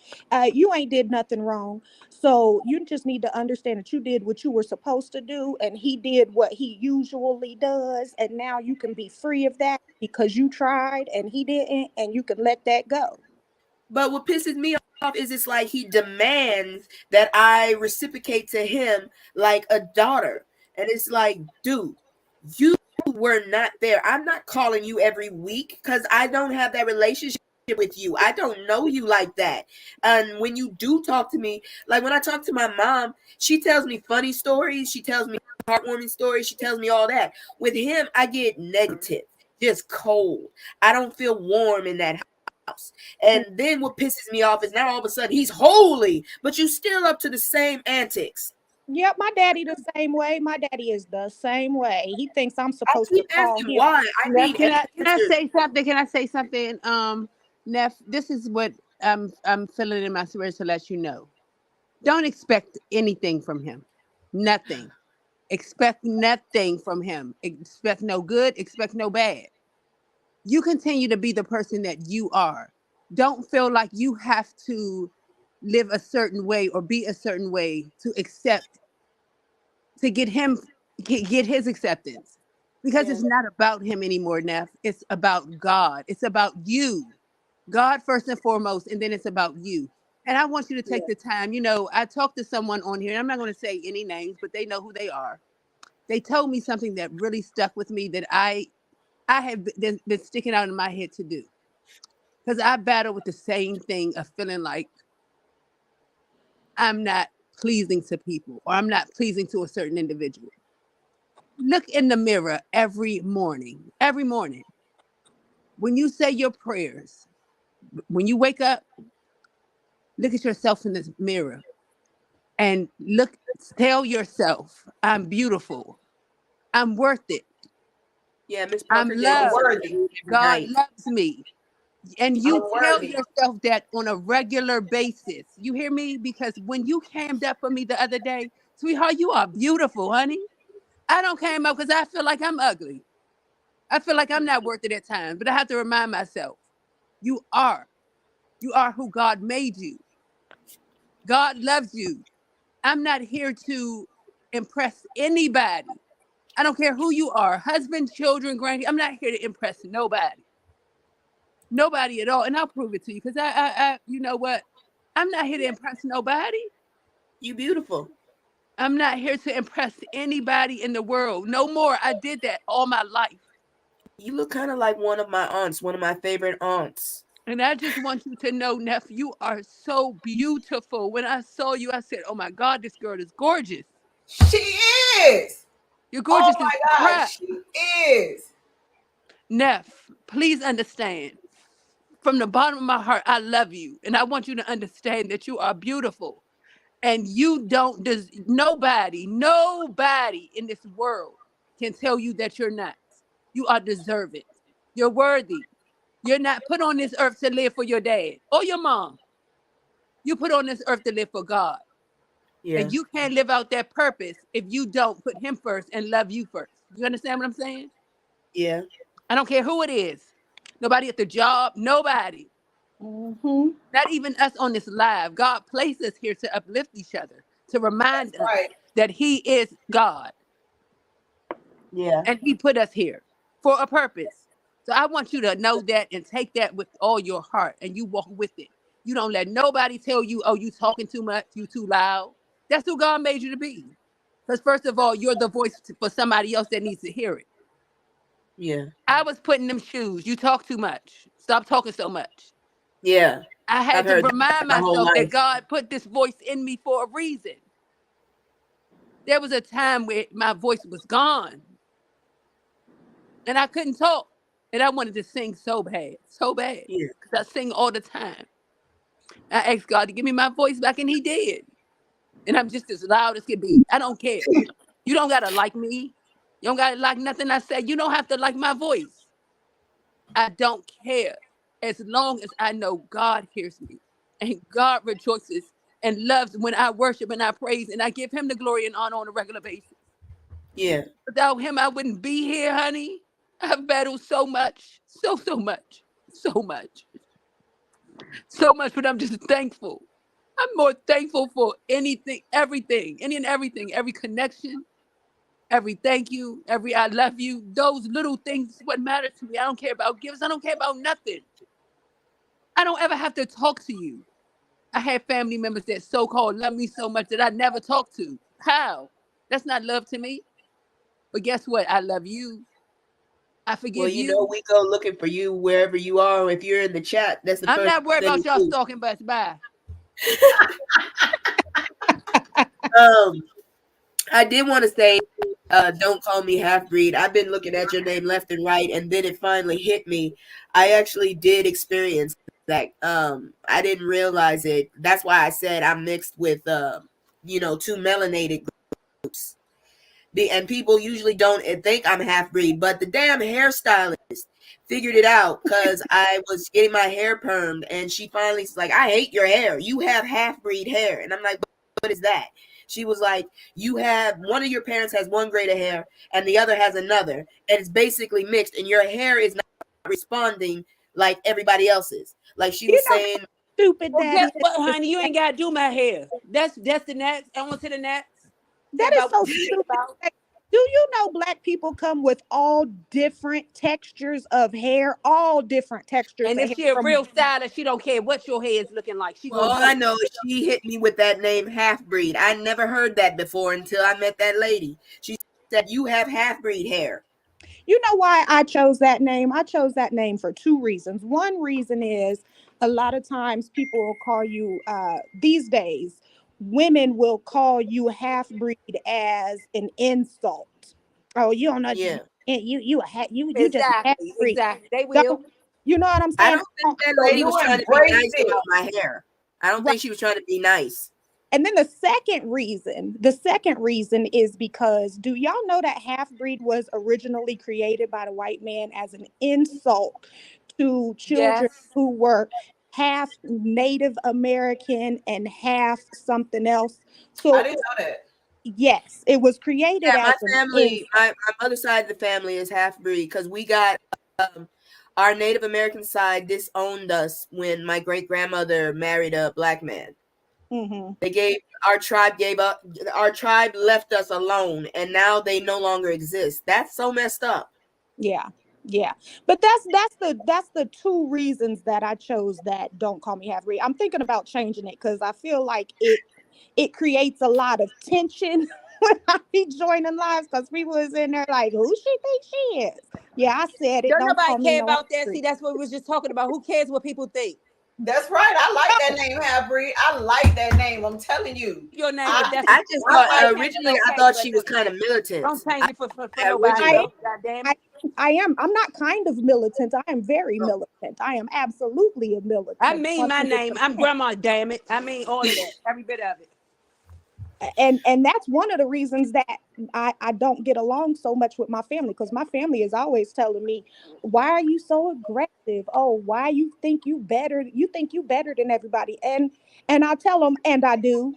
I think I'm better than you. I think I'm better than you for these reasons, because I made decisions that you didn't make, and you had the same opportunity to make the same decision I made, but instead you decided to take your butt out to the corner and try to sell a little weed, and now here you are 40 years old and you ain't got no license, ain't You know never what? had I no license, I been to can't not sell a prison. little weed. I'm dead. I cannot. Okay. Oh no, I agree. Because I got a damn cousin and she pissed me off. The cousin I was saying that got dropped off at my grandma's house. She and my mother are really close because my mother basically raised her. And my mom always wants to cape for her, and it pissed me off because the girl was trying to sell drugs, ended up in jail. But here go my mom. She missed out on years. She's just trying to catch up. So finally, before I left Louisiana, I talked to my mom about this, and this is why I know our relationship is better. We didn't go yell. I just told her, honestly, I feel like you love her more than me. I didn't sell drugs. Nobody told her to sell drugs. She got caught. She had to do the time. Why do you always seem to defend her? And then she just broke down and said, truthfully, I'm tough on you because I care about you. I care about, how you hold yourself and take care of yourself. With her, I'm not that stringent because she's not as important to me as you. That calmed me down. But yeah, I felt a way because it's like nobody made you do those decisions. You did it, and now you got to pay for it. I'm not gonna sit up there and kowtow to you because you made a mistake and had to pay for it. So, I'm the same way, and that's one of the reasons my family don't like me, because what Voodoo say, I'm gonna say what I got to say. Yeah. And you ain't gotta like it. And I'll turn around and walk out this door, get in. I'll come over here, light the match, set the house on fire, turn around, get in my car and leave, and let y'all be up in here steaming. I like Halbree. I like that you embrace, because that's the thing, right?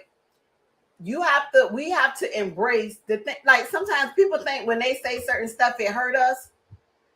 But then what do they think when you embrace what they said? Yeah, my little sis begin. You know what I mean? Like what happens when we embrace the very things that people try to hurt us with? Right. You know what I'm saying?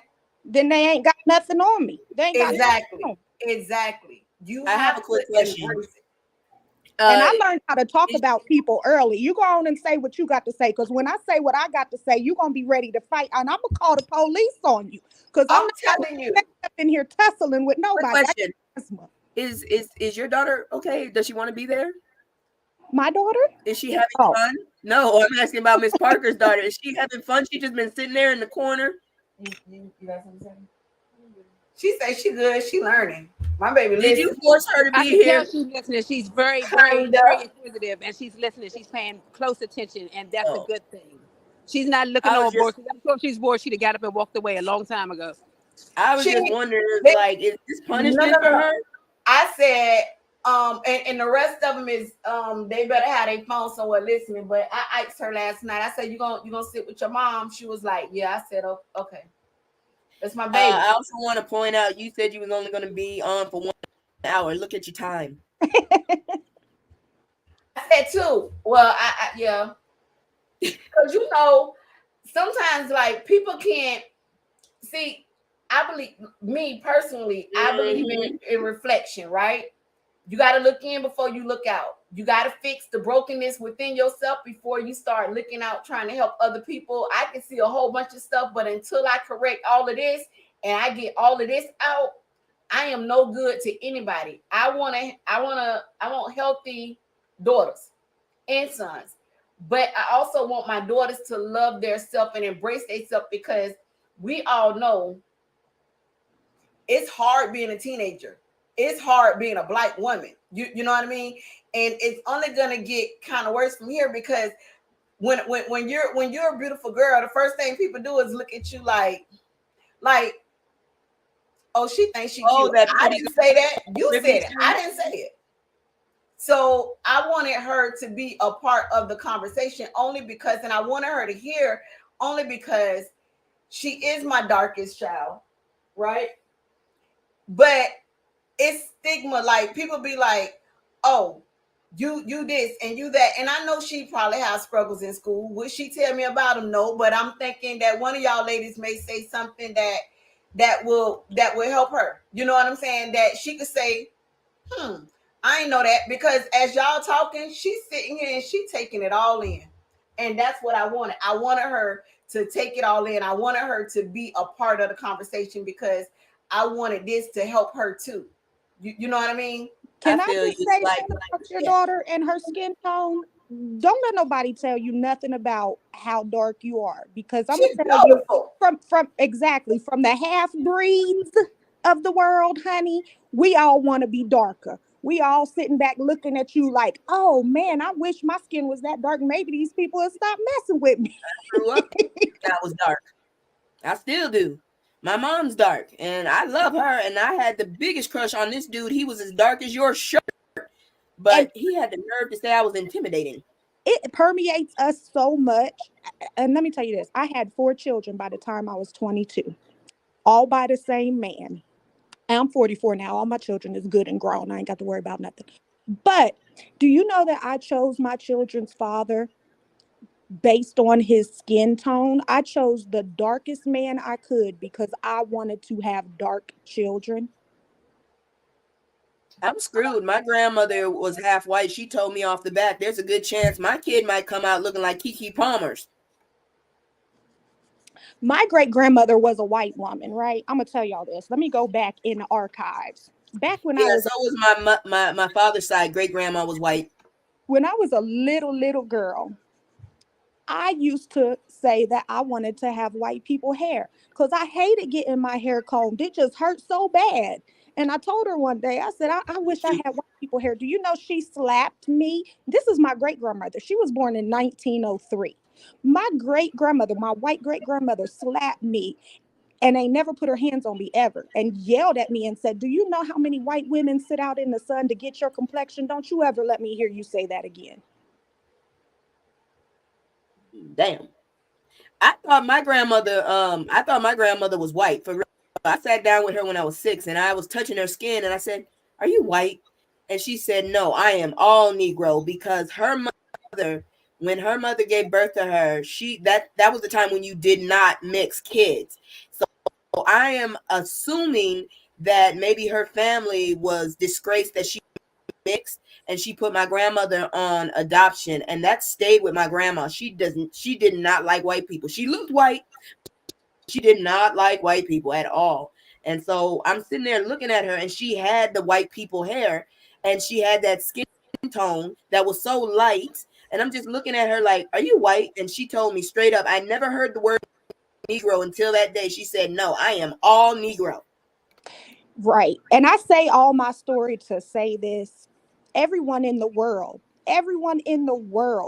is trying to get darker. And I ain't lying to you. White women lay out to get a tan to get darker. Them Kardashians is spray painting their skin to be darker. So don't ever let nobody tell you that you're not cute because you're dark. Because the truth of the matter is they want to look just like you. We all want to look just like you. Yeah, because if you end up like my cousin, you're gonna get sunburned. I did not know black people could get sunburned, but my cousin showed me wrong this year. She got sunburned, but then she's high yellow too.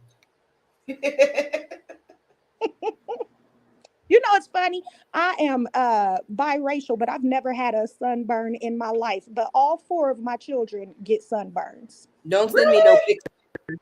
Don't send me no picture, because I swear I'm gonna go bring it to my cousin and go, "How the hell did you get sunburned and you all black and she didn't?" I'm still trying to figure out how you messed up the whole myth. Damn it. I'm messing with her. Every time I get a chance, I mess with her now. I'm like, "How you do that?" But baby, you are beautiful. And baby Neff is beautiful. Little girl Neff is beautiful. Grown woman Neff is beautiful. Yes, you are. The crazy thing about it is I had self-esteem when I was a toddler. I had too much. I was a diva. My mom actually put me in child modeling but she pulled me out, one, because she didn't have the time, and the support we had all of a sudden disappeared because these people was like, JC Penney was like, we want her in California. We're in Boston. My mom was like, nah. But she also pulled me out because she said it was getting to my head and I was getting nasty. And I don't know what happened between my 4th year and my 6th year, but it's like my self-esteem went from 100 to like 2. You know what? Let me say this. Don't believe that no more. I know you've believed that all your life because it's been beaten into your head. But that story right there tells me that your mother treated you the way that she treated you because she thought that you thought too much of yourself. And too many times do parents do that to children and damage them. Go back to that baby that had what was called too much self-esteem, because there ain't no such thing. That's a lie. There's Oh, no such no. thing. She pulled me out. Let me explain that one. I didn't want to say it because it's so nasty, but I'm gonna say it. She was in a store one day, and another little girl came up to me and was trying to play with me, and I turned to that girl and said, "Ew, no, you look nasty." That's why my mom was appalled. I had too much. Nope, ain't no such thing. Now, the way that you reacted to that little girl probably needed to be corrected, but there's no such thing as too much self-esteem because you can hold yourself in all of this esteem in the world and still hold me to that esteem as well. Ain't no such thing as too much esteem. It's That's funny right. too because No, she could have corrected you and say, "Hey, don't treat other people like this," but don't try to break your kid's spirit. You don't do that. yeah, there's been a few times she did because like I got into playing the viola, and she bought me a new outfit and it was so cute I just couldn't take it, so I wore it to school, and we were supposed to perform that night. She kept me from it because she was like, I told you not to put that on, so now this is your punishment. And I mean, even the violinist teacher came and called and was like, we will come get her if that's a problem. But my mom kept me from going because she said I should have never wore that outfit. I haven't played the viola since. You know what I've learned in this life? When other people try to break you down because of your looks, it's not because what they're saying is true. It's because what they're saying is the farthest from the truth and they feel bad about themselves. They don't feel like they equal up. One of these days, I'm going to show you a picture of my oldest daughter. She's 27. From the day she was born, she has always been the most beautiful thing in the world. But other little kids at school used to talk about her so bad that she kind of had the same feelings about herself that you have about yourself. And I used to try to fight them feelings every single day. Don't let them tell you what you are. You are beautiful. Everybody would tell her she was beautiful, except for the people who felt like they didn't equal up to her. Yeah, my aunt said something like that. She was like, think about it. People who That's really think true. of us, That is true. Now that's a true they statement don't. right there. You What can't she was tell me saying, my like, kids ain't beautiful. And I'm not just saying it because they my kids. But damn it, every last one of them are beautiful. From my son, handsome as can be. And they have all had issues in school with kids saying, oh, and adults talking Mm-hmm. about them. Oh, you fat. Oh, you too light skinned. You white. Oh, who you think you are? You too skinny. like All my of that. aunt tell Talk me, big trash about talk big trash. And I'm overhearing it because they won't tell me. This stuff I'm And overhearing, and I put them in their place real quick. Oh, child, if you don't sit your ass down, and let me we give all you another beautiful as God story. does. That You're not don't gonna talk end about with children. mine. That don't end with children. That's also adults. My youngest daughter went to visit her father. Now she's in college. She's in college for psychology. She went to visit her father, and she overheard her daddy telling his new girlfriend that he thinks that she's slow. Oh, I think she's slow because my daughter didn't agree. He telling her the world is flat, and she's like, "Daddy, you stupid. The world ain't flat, and here's why." And da da da da da da. And because she said that, he went to his new girlfriend and told her that he thought that his daughter, who was in college for psychology, was slow, and she overheard him say that. That's because the man ain't never did nothing or been nothing or gone nowhere or been on a plane or had nothing in his whole life. But now his daughter is exceeding him and he wants to bring her down. That's just how And see, jealous people roll. yeah, my aunt, what I was trying to say is, my aunt had said this once before. She said, people who really think you're ugly don't really tell you. They won't. Hmm. People who don't think you ugly, they'll say it just to get to you. But people who actually really do deep down, I thought about it. I was like, nobody ever just walked up on me and said you're ugly. Right. If Now, anything, you gotta it remember, came out like an insult. you have to remember, hurt people hurt people. Hmm. Yeah. You gotta understand, hurt people hurt people.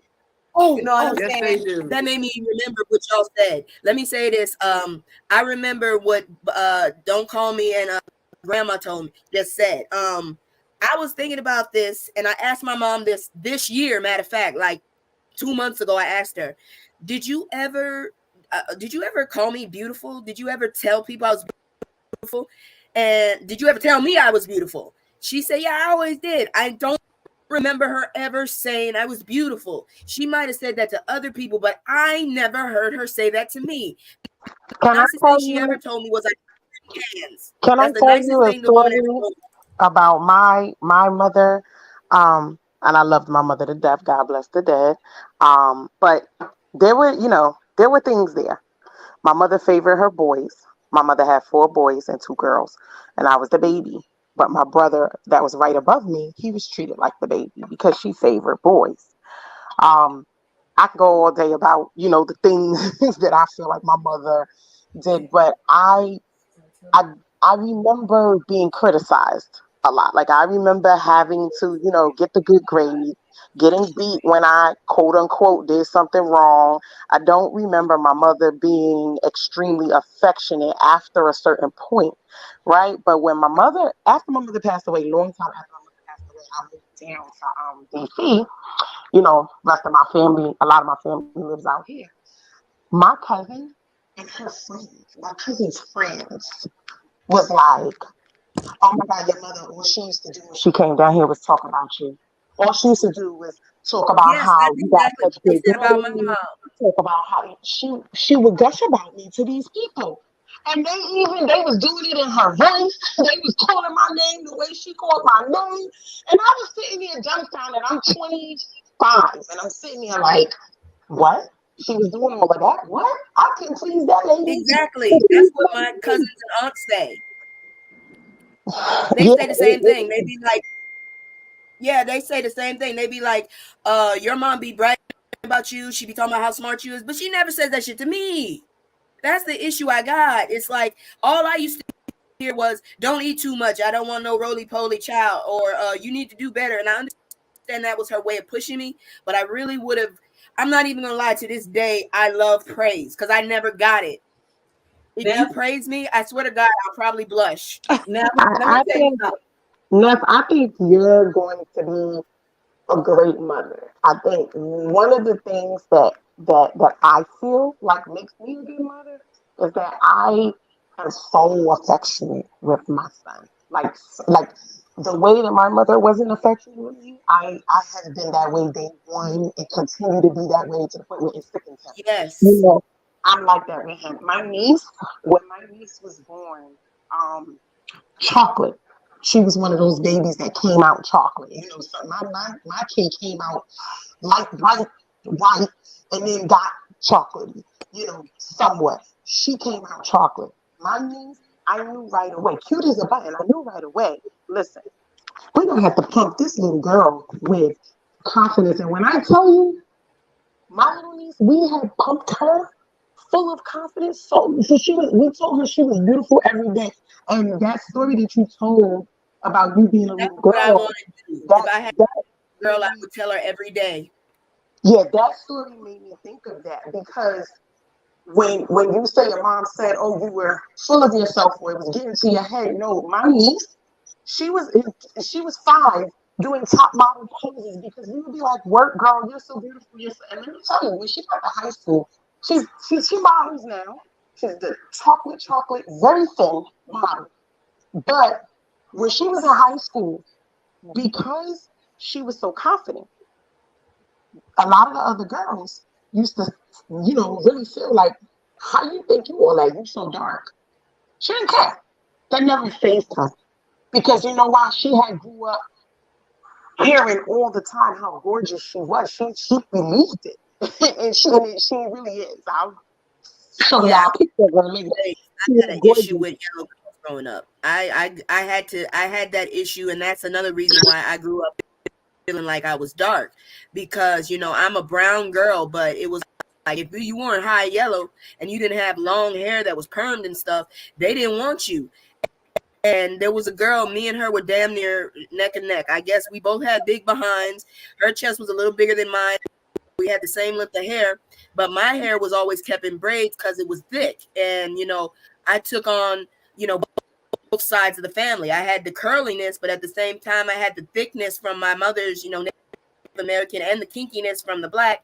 So it's like my mom just kept my hair in ponytails. So I just figured I was Black. I was dark. I always saw myself as dark. So when I ended up, being compared to these yellow girls, I felt a way. I mean, half my family is yellow, but these people weren't related to me. I started feeling that these yellow girls were my competition because I always was being compared to them. And it's like, it would have really helped to hear someone say, I did have an aunt that said it, but I just only heard it with her. And I only saw her once in a while. She'd be like, I love your eyes. I love your skin tone. You're so beautiful. I didn't hear that. But when I was with her, I didn't hear it more. And that's why I loved praise. All I ever wanted to hear was, you did a good job. I love hearing that from people that matter to me. You did a good job. I think that's why I keep dropping those videos and asking for feedback. I want the praise because I didn't get it. And I feel like if I do have kids, I want to do the same thing. I want to praise them. I want to uplift them. I don't want them to get a big head, but I want them to have the confidence. I agree with Don't Call Me. I agree, because there is no such thing as too much confidence. There really isn't. Let me tell you about me. I like in my kitchen, I have this like little Google screen, and it pulls from the pictures in my gallery, right? So every now and then, it just pulls the pictures. I will see pictures of myself, and I'll be like, "Oh, you girl, look at you! You're so cute in that picture." Then so my boyfriend will be like, "You're so vain," and I'm like, "I'm not vain. I'm not vain at all. I just think I'm pretty." Like, I mean, what am I supposed to think? I'm not pretty. I just think I'm pretty. There's no such thing as too much confidence. There is no such thing. You have to be your own biggest cheerleader. You have to be it. Nobody else is going to cheerlead you the way that you're going to cheerlead yourself.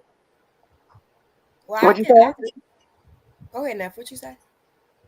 I want to know, how do you get your mama to believe she's beautiful? I showed y'all my mama. She thinks she's ugly. How old is your mom? Wait a minute. Excuse me. The lady who don't think she's beautiful, you trying to get your mama to think she's beautiful? Talk like about that, it, Rainbow. Let's She is beautiful. Let's talk about my mom is gorgeous. You seen the picture? And you don't think you not? And you don't think you not? Nephew, you gonna get a whooping in a minute. Where my belt at? Where's my belt? What for unicorn? What for unicorn? You people are the reason why it took me 22 years to buy a belt. You Rainbow, always scream my the belt. Excuse me. Okay. Neff. I'm gonna tell y'all my story. I'm dark skinned, very dark skinned. I've been teased all my life. All my life, I had very low self-esteem. And right now, if people don't know my story, I'm a bilateral amputee. I have 2 prosthetic limbs, and I'm still the bomb. Like the bomb is ever. She sure is. I'm a witness. Yes, she is. That's my baby right there. You cannot let people tear you down. You gotta think you it's not vanity. You guys gotta think you are what you are. You are. Don't let nobody tell you nothing different. Nobody can never put me down about my skin complexion now. You can't put me down about my not having prosthetics. I'm still walking. I'm still doing everything. I'm still the bomb. You just have to keep that in your head. Don't let nobody say, "Oh, you're conceited." No, you're just confident. Y'all ever heard the saying, if you don't stand for something, you'll fall for anything? Yes, man. You know what I'm saying? Yeah. It's all about what you answer to, right?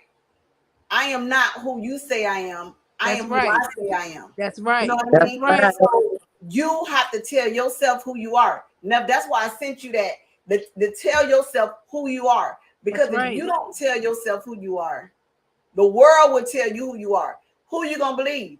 I Right. don't believe me. And they don't before know I believe you. them. They don't Well, know you at all, Neff. This world well, don't know you. and I want to know, Neff, do you believe God? Do you believe God? I believe in him. Yeah, I believe him. Do you believe that he tells the truth? Definitely. So if he said that you are created in my image and after my likeness, What? who What? on this planet is here to tell you that What? You you better ain't as say it. You better beautiful say as it. God? Say Come that loud on, and clear. say it again. I'm Say it telling again. you. You like that? Please Honestly, say it there's again. been Please times say it I just again. felt like God just made me to, take everybody else's Hold up. anguish. God didn't God do don't that. make Neff, listen mistakes, here. sweetheart. You God do cannot not take make everybody mistakes. else's anguish because when it's all come down to it, judgment day, is he judging you for everybody else? No, he's not. He's judging you for you. You. That's why we're Yeah. telling you to love you and put you first. And if that is the most beautiful being in the creations, and you are created after God in his image and in his likeness, who the hell are these little demons and devils and gutter snipes on this planet to tell you that you ain't as beautiful as God made you to be? And you don't owe nobody nothing. And Roxanne, Miss Parker, I Nothing. want you to let that little girl know behind you. You are a beautiful young lady. You are a Yes, beautiful she young lady. And don't is. you ever let She was nobody else tell you that you're not. Your skin is gorgeous. You are she gorgeous. I'm sitting here looking at this picture of you on this camera. She You remind are me of me gorgeous. when I was younger, for real. That's why I'm You like, she is fly, so baby. pretty. Don't let She nobody remind tell me of you me. you're not fly. Don't let no woman, she don't let was no just girl saying say that. that the little boy in her class was telling her that she the darkest person in the class. Don't let me And, put But that and I because would that have been little like, boy that and I'm I will cute. scrape his skin and let him be the but ugliest person in the classroom. Man, I them done been through that. I done been through people that. who struggle with who they are, they try to tell you who they are, who you are. You know what I'm saying? Only because they got their own struggle within. You notice that? Like it's always the people that's broken and have struggles that be like, oh, she ain't even cute. Always, always. Well, let me tell you this. Go to Google and look up the benefits of having melanin. Because Thank What? Let's you. talk about it. all he told you was that you are more blessed than anybody else in this What it classroom. is. Period. Girl, they use melanin in computer You chips, embrace girl. your skin color. I don't care what color it is. You got melanin in it. You winning. He just told you that you was the most valuable person in the class. He just gave you your VIP prize. He just I, said you made it to the finish line. You are number one. You won the race. You didn't even have to do nothing but show up. Don't let nobody, don't It's let extra nobody light bring you this skinned is girls down. out why here who want your skin color. this is why it is The clear people. important for us to talk. It is important for us to lift each other up. It's important for us to share our testimony with other people. Because it is, you don't know what you do to somebody else when you help them. When I'm able to say I made it out of this, Neff, what happened, Neff? When I'm able to say that I made it out, you know what I'm saying? Like that is so important to another person. You got to understand, like sometimes the things that we go through in life is not for us, it's for somebody else. You know what I mean? And that's why I am all about self-love. I am all about healing. Hey, we got to help each other. We sisters, we family. We got to help each other. I want to see you win. I hope you want to see me win. Like that's what it should always be about, right? I don't never want to be where I feel like I know so much and I'm so no. I'm human. I hit Neff up now. How to do this? Neff was on the phone helping me last night. Cause that's my baby. Neff gonna help me. I'm like, now, sis, I need you. You see what I'm saying? And I seen Neff face. Neff is beautiful to me. You see what I'm saying? But if she doesn't feel that within her, me saying it 100 times ain't gonna mean nothing. That's why. That's a fact. Listen, when he told you was the darkest, and I'm telling you about melanin, I'm telling you the truth. Melanin is worth more than gold. Do you know how much it would cost you to get a gram of the melanin that you have? $380 per gram. Melanin is worth more than gold, and you possess it. Don't let But him tell you nothing, girl. You the most valuable thing in that room. And fuck Period. it. And let me tell you, if I could bottle up my effort attitude and sell it to people, I would. I used to joke and tell my friends, like, I'm gonna start a service where people could just call me up, hire me to curse out their family members and people who, who come at them and stuff like that. If you need a good read, if you need to get foul on some people, Neff, hit me up. Because I'm with it. I'm with it. You don't have And I, let I'm me looking tell at you, app and then they're gonna call you. yeah, hit me up. If one of them family members, they bothering you, and you need to serve them up real quick, She should know she got her hit own me little up. stalk in the bushes over there. hey, Yeah, that's true. I'm still trying to I'm get rid of her, always but in the she, bushes. I'm always in the bushes. yeah, This exactly. stalker there, this unicorn stalker child, she drives me up a wall. She sat up there in the chat, said she's getting ready to move in with me. Right. Ken, And my bushes all the time, talking about what I'm cooking for dinner. She about to She the come over. bomb. that She the baby. bomb. Unicorn is Unicorn the is that bomb. baby. Unicorn is that baby. But that's what it's all about, right? Helping each other heal, helping each other grow, helping each other to be better people. You know what I'm saying? Like, I don't want friends in my life that can't say you was wrong. You need to apologize. Exactly. Yes. I need those type of people Then in my why life. did you look that way when I didn't take your side last night, huh? You just looked at me with disdain when I took. See, you look like that when I took the side of someone other than you. See, You know what? look like that right there. No. It was Now, true. that ain't funny. Yes, That's right. wrong. See, Rainbow slow as shit with this damn belt. Because I'm trying to tell you, I've been asking for this belt for months now. I was choosing the side that was correct, and she got upset. Who got upset, child? They might get upset. They just gave you a look. Miss Parker, she had that look on her She ain't face, get and she upset. That ain't no for a upset good look. minute, That's an upset look. Grandma, tell her. That's not an upset look. I just looked like that because you made a bad decision. It Lord have wasn't a mercy. decision. You made a bad decision, Neff. It's okay. So You I made called bad you out on it, trying to be a friend, and you telling me I picked the wrong choice. Okay. We are all here to support. That's why I like the group that we actually have formed, and everybody with the channels, and we all support each other's channels. Like, this is good for me because I don't have a lot of friends. My circle is like a period. So this has done good for me. Y'all getting me out of my shyness. So That's good. Me Neff, too. you are a blessing. You are teaching me stuff. You know what I'm talking about. Neff is a blessing, Oh, and I don't know why she don't see it. And she gave me a place Is to a blessing. stay. Don't pay her no attention. You're a blessing. You're a blessing to us. You put a smile on And my she face. gave me a Miss place to Parker's stay. dog gave me the Anytime I same come look, to though. live, I'm if just you get saying. one The more in the same look comments, that Miss it's Parker like gave it's my day the up. dog gave me too. She Well, picked up the dog, and the dog had the same look. Unicorn. Neff gave me a place to stay. Unicorn.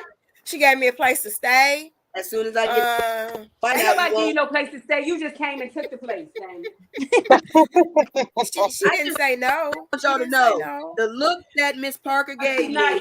She picked up that daggone dog, and the You feel dog sorry for gave stalkers. me the same look.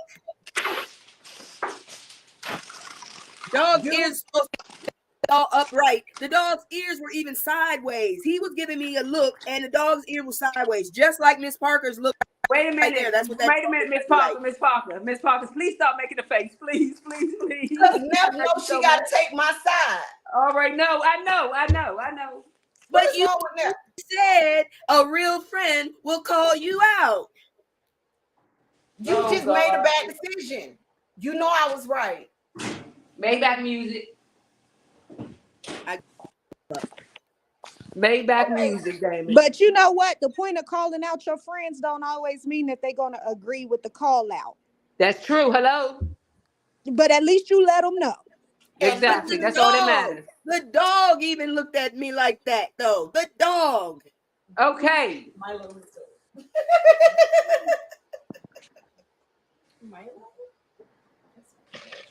I can handle the look from one species, but when you cross species and double give me the look, I'm questioning life decisions. You now. I need you now. You must be talking to me. I'm No, coming. I ain't talking to nobody. I'm singing. You coming. ain't got no belt. I'm coming, G. Oh, I got belts, honey. I got them everywhere. Believe me. What state are you in? 7 grand, baby. Don't worry about what state. I'm stalking your ass. I'm gonna pull up on it. All I gotta do is call. Yep, Call Rainbow. That's a DC accent right there. I know everybody's location, so We know I you can't keep keep stalking, but stalking by all these Unicorn people. said, I know can only everybody's handle one thing at a location, time. so- Okay, Unicorn. I'm moving. Unicorn. yes. He said, I know everybody location, so you know what? That's an open-ended that's an open-ended sentence. That means anything could happen. I'm Right. moving. So be scared. I'm moving. Run. I'm moving next week. I'm moving. Girl, it's a I tracker on already your moved. She think I car. still live where I live at. I don't live there no more. I've been But- moved. I guess we can end here and we can pick back up next Saturday so that we can continue because I don't. Did this help you? Good. Okay. That's awesome. It's like group therapy. Exactly. You cooking? Thanks, Miss Parker. All I hear is scraping. Oh, Now you know that's not me cooking. That's my you husband. cooking, but That I'm ain't not me. That ain't me. On it, stop. That's you. That's That's my you, husband. Unicorn. What the That's hell my are you husband. You know I'm scraping? finna cook land. Oh, okay. Rainbow. never He mind. in there cooking. Yeah, I think we can end here and then we're gonna pick up next Saturday. Unicorn.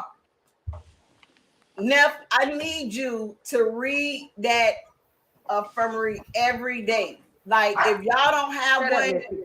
we all gotta write one. We all, hey Jay, we all have to you have to tell yourself, because if you don't tell yourself who you are, the world don't have they don't have a problem with trying to tell you who you are. You know what I'm saying? So as people, you have to tell yourself who you are. You have to love yourself. You have to believe in yourself. You have to tell yourself who you are. Don't pick up the dog. No, it's the boy. It's her twin. Okay. I was wondering if that was the twin. Yeah, he was trying to go. Y'all, did Thank y'all you, see Miss him? Parker, for this show. Did Thank you y'all so see much. him? We appreciate you. Well, I just saw his shirt. I appreciate you guys, and we have to do better. You know what I'm saying? We have to support each other. Now, you know, I'm always here for you, girl. I don't care what time it is. You can call me anytime. I will get up, because you have to make time for people who are important to you. You know what I mean? And if you need me, I'm always gonna be here for you. Anybody, if y'all need, we got, you know, we message each other, we hit each other I up. already told That's you. what You we give me that house, you invited to the cookout. You know, what you doing? I feel this refrigerator with some sodas. No. And I know Unicorn. Oh yeah. When is the cookout, Danny? 'Cause I Somebody need better to watch cook out Unicorn's right there. limit of food. If she come to the cookout, I'm limiting her food, doggone it. She got 2 stomachs. Who? Why? Unicorn? Yeah, Unicorn got 2 stomachs. I thought it was 3. She said 2. I'm like, you come only to the 2. cookout, I gotta watch you and the plate. Yeah, I'm gonna need a whole grill to myself. You know what? You better bring your grill. I got you, baby. I cook enough. I got you. Hey, baby, go put on some clothes. Tie them waist beads on, Unicorn, and then you can monitor what you're eating at the cookout. First of all, she ain't getting nothing but a little dropping, because I think she already in her mind has stored enough food to stock for years. All right, y'all. I love the conversations. Little Neff is beautiful. You make sure you tell her every day that she is beautiful. You are worthy, and you don't have to take nothing from nobody. Breed, I like the way you said that. I Yeah. like that. I'm gonna use that. I like that. Look All now. right, y'all. I love y'all. Talk to y'all later. Bye. Bye. See y'all Peace, later. y'all. Love y'all. Thank you. Love Goodbye. y'all. Talk to y'all later. Okay. I'm cooking my Love food. y'all. All right. Bye, baby. All right, Mom. See you. All right. Okay. See you, baby. Okay. All right, you guys. Thank you guys so much for joining us today. We will see you again next Saturday. Different time, same topic.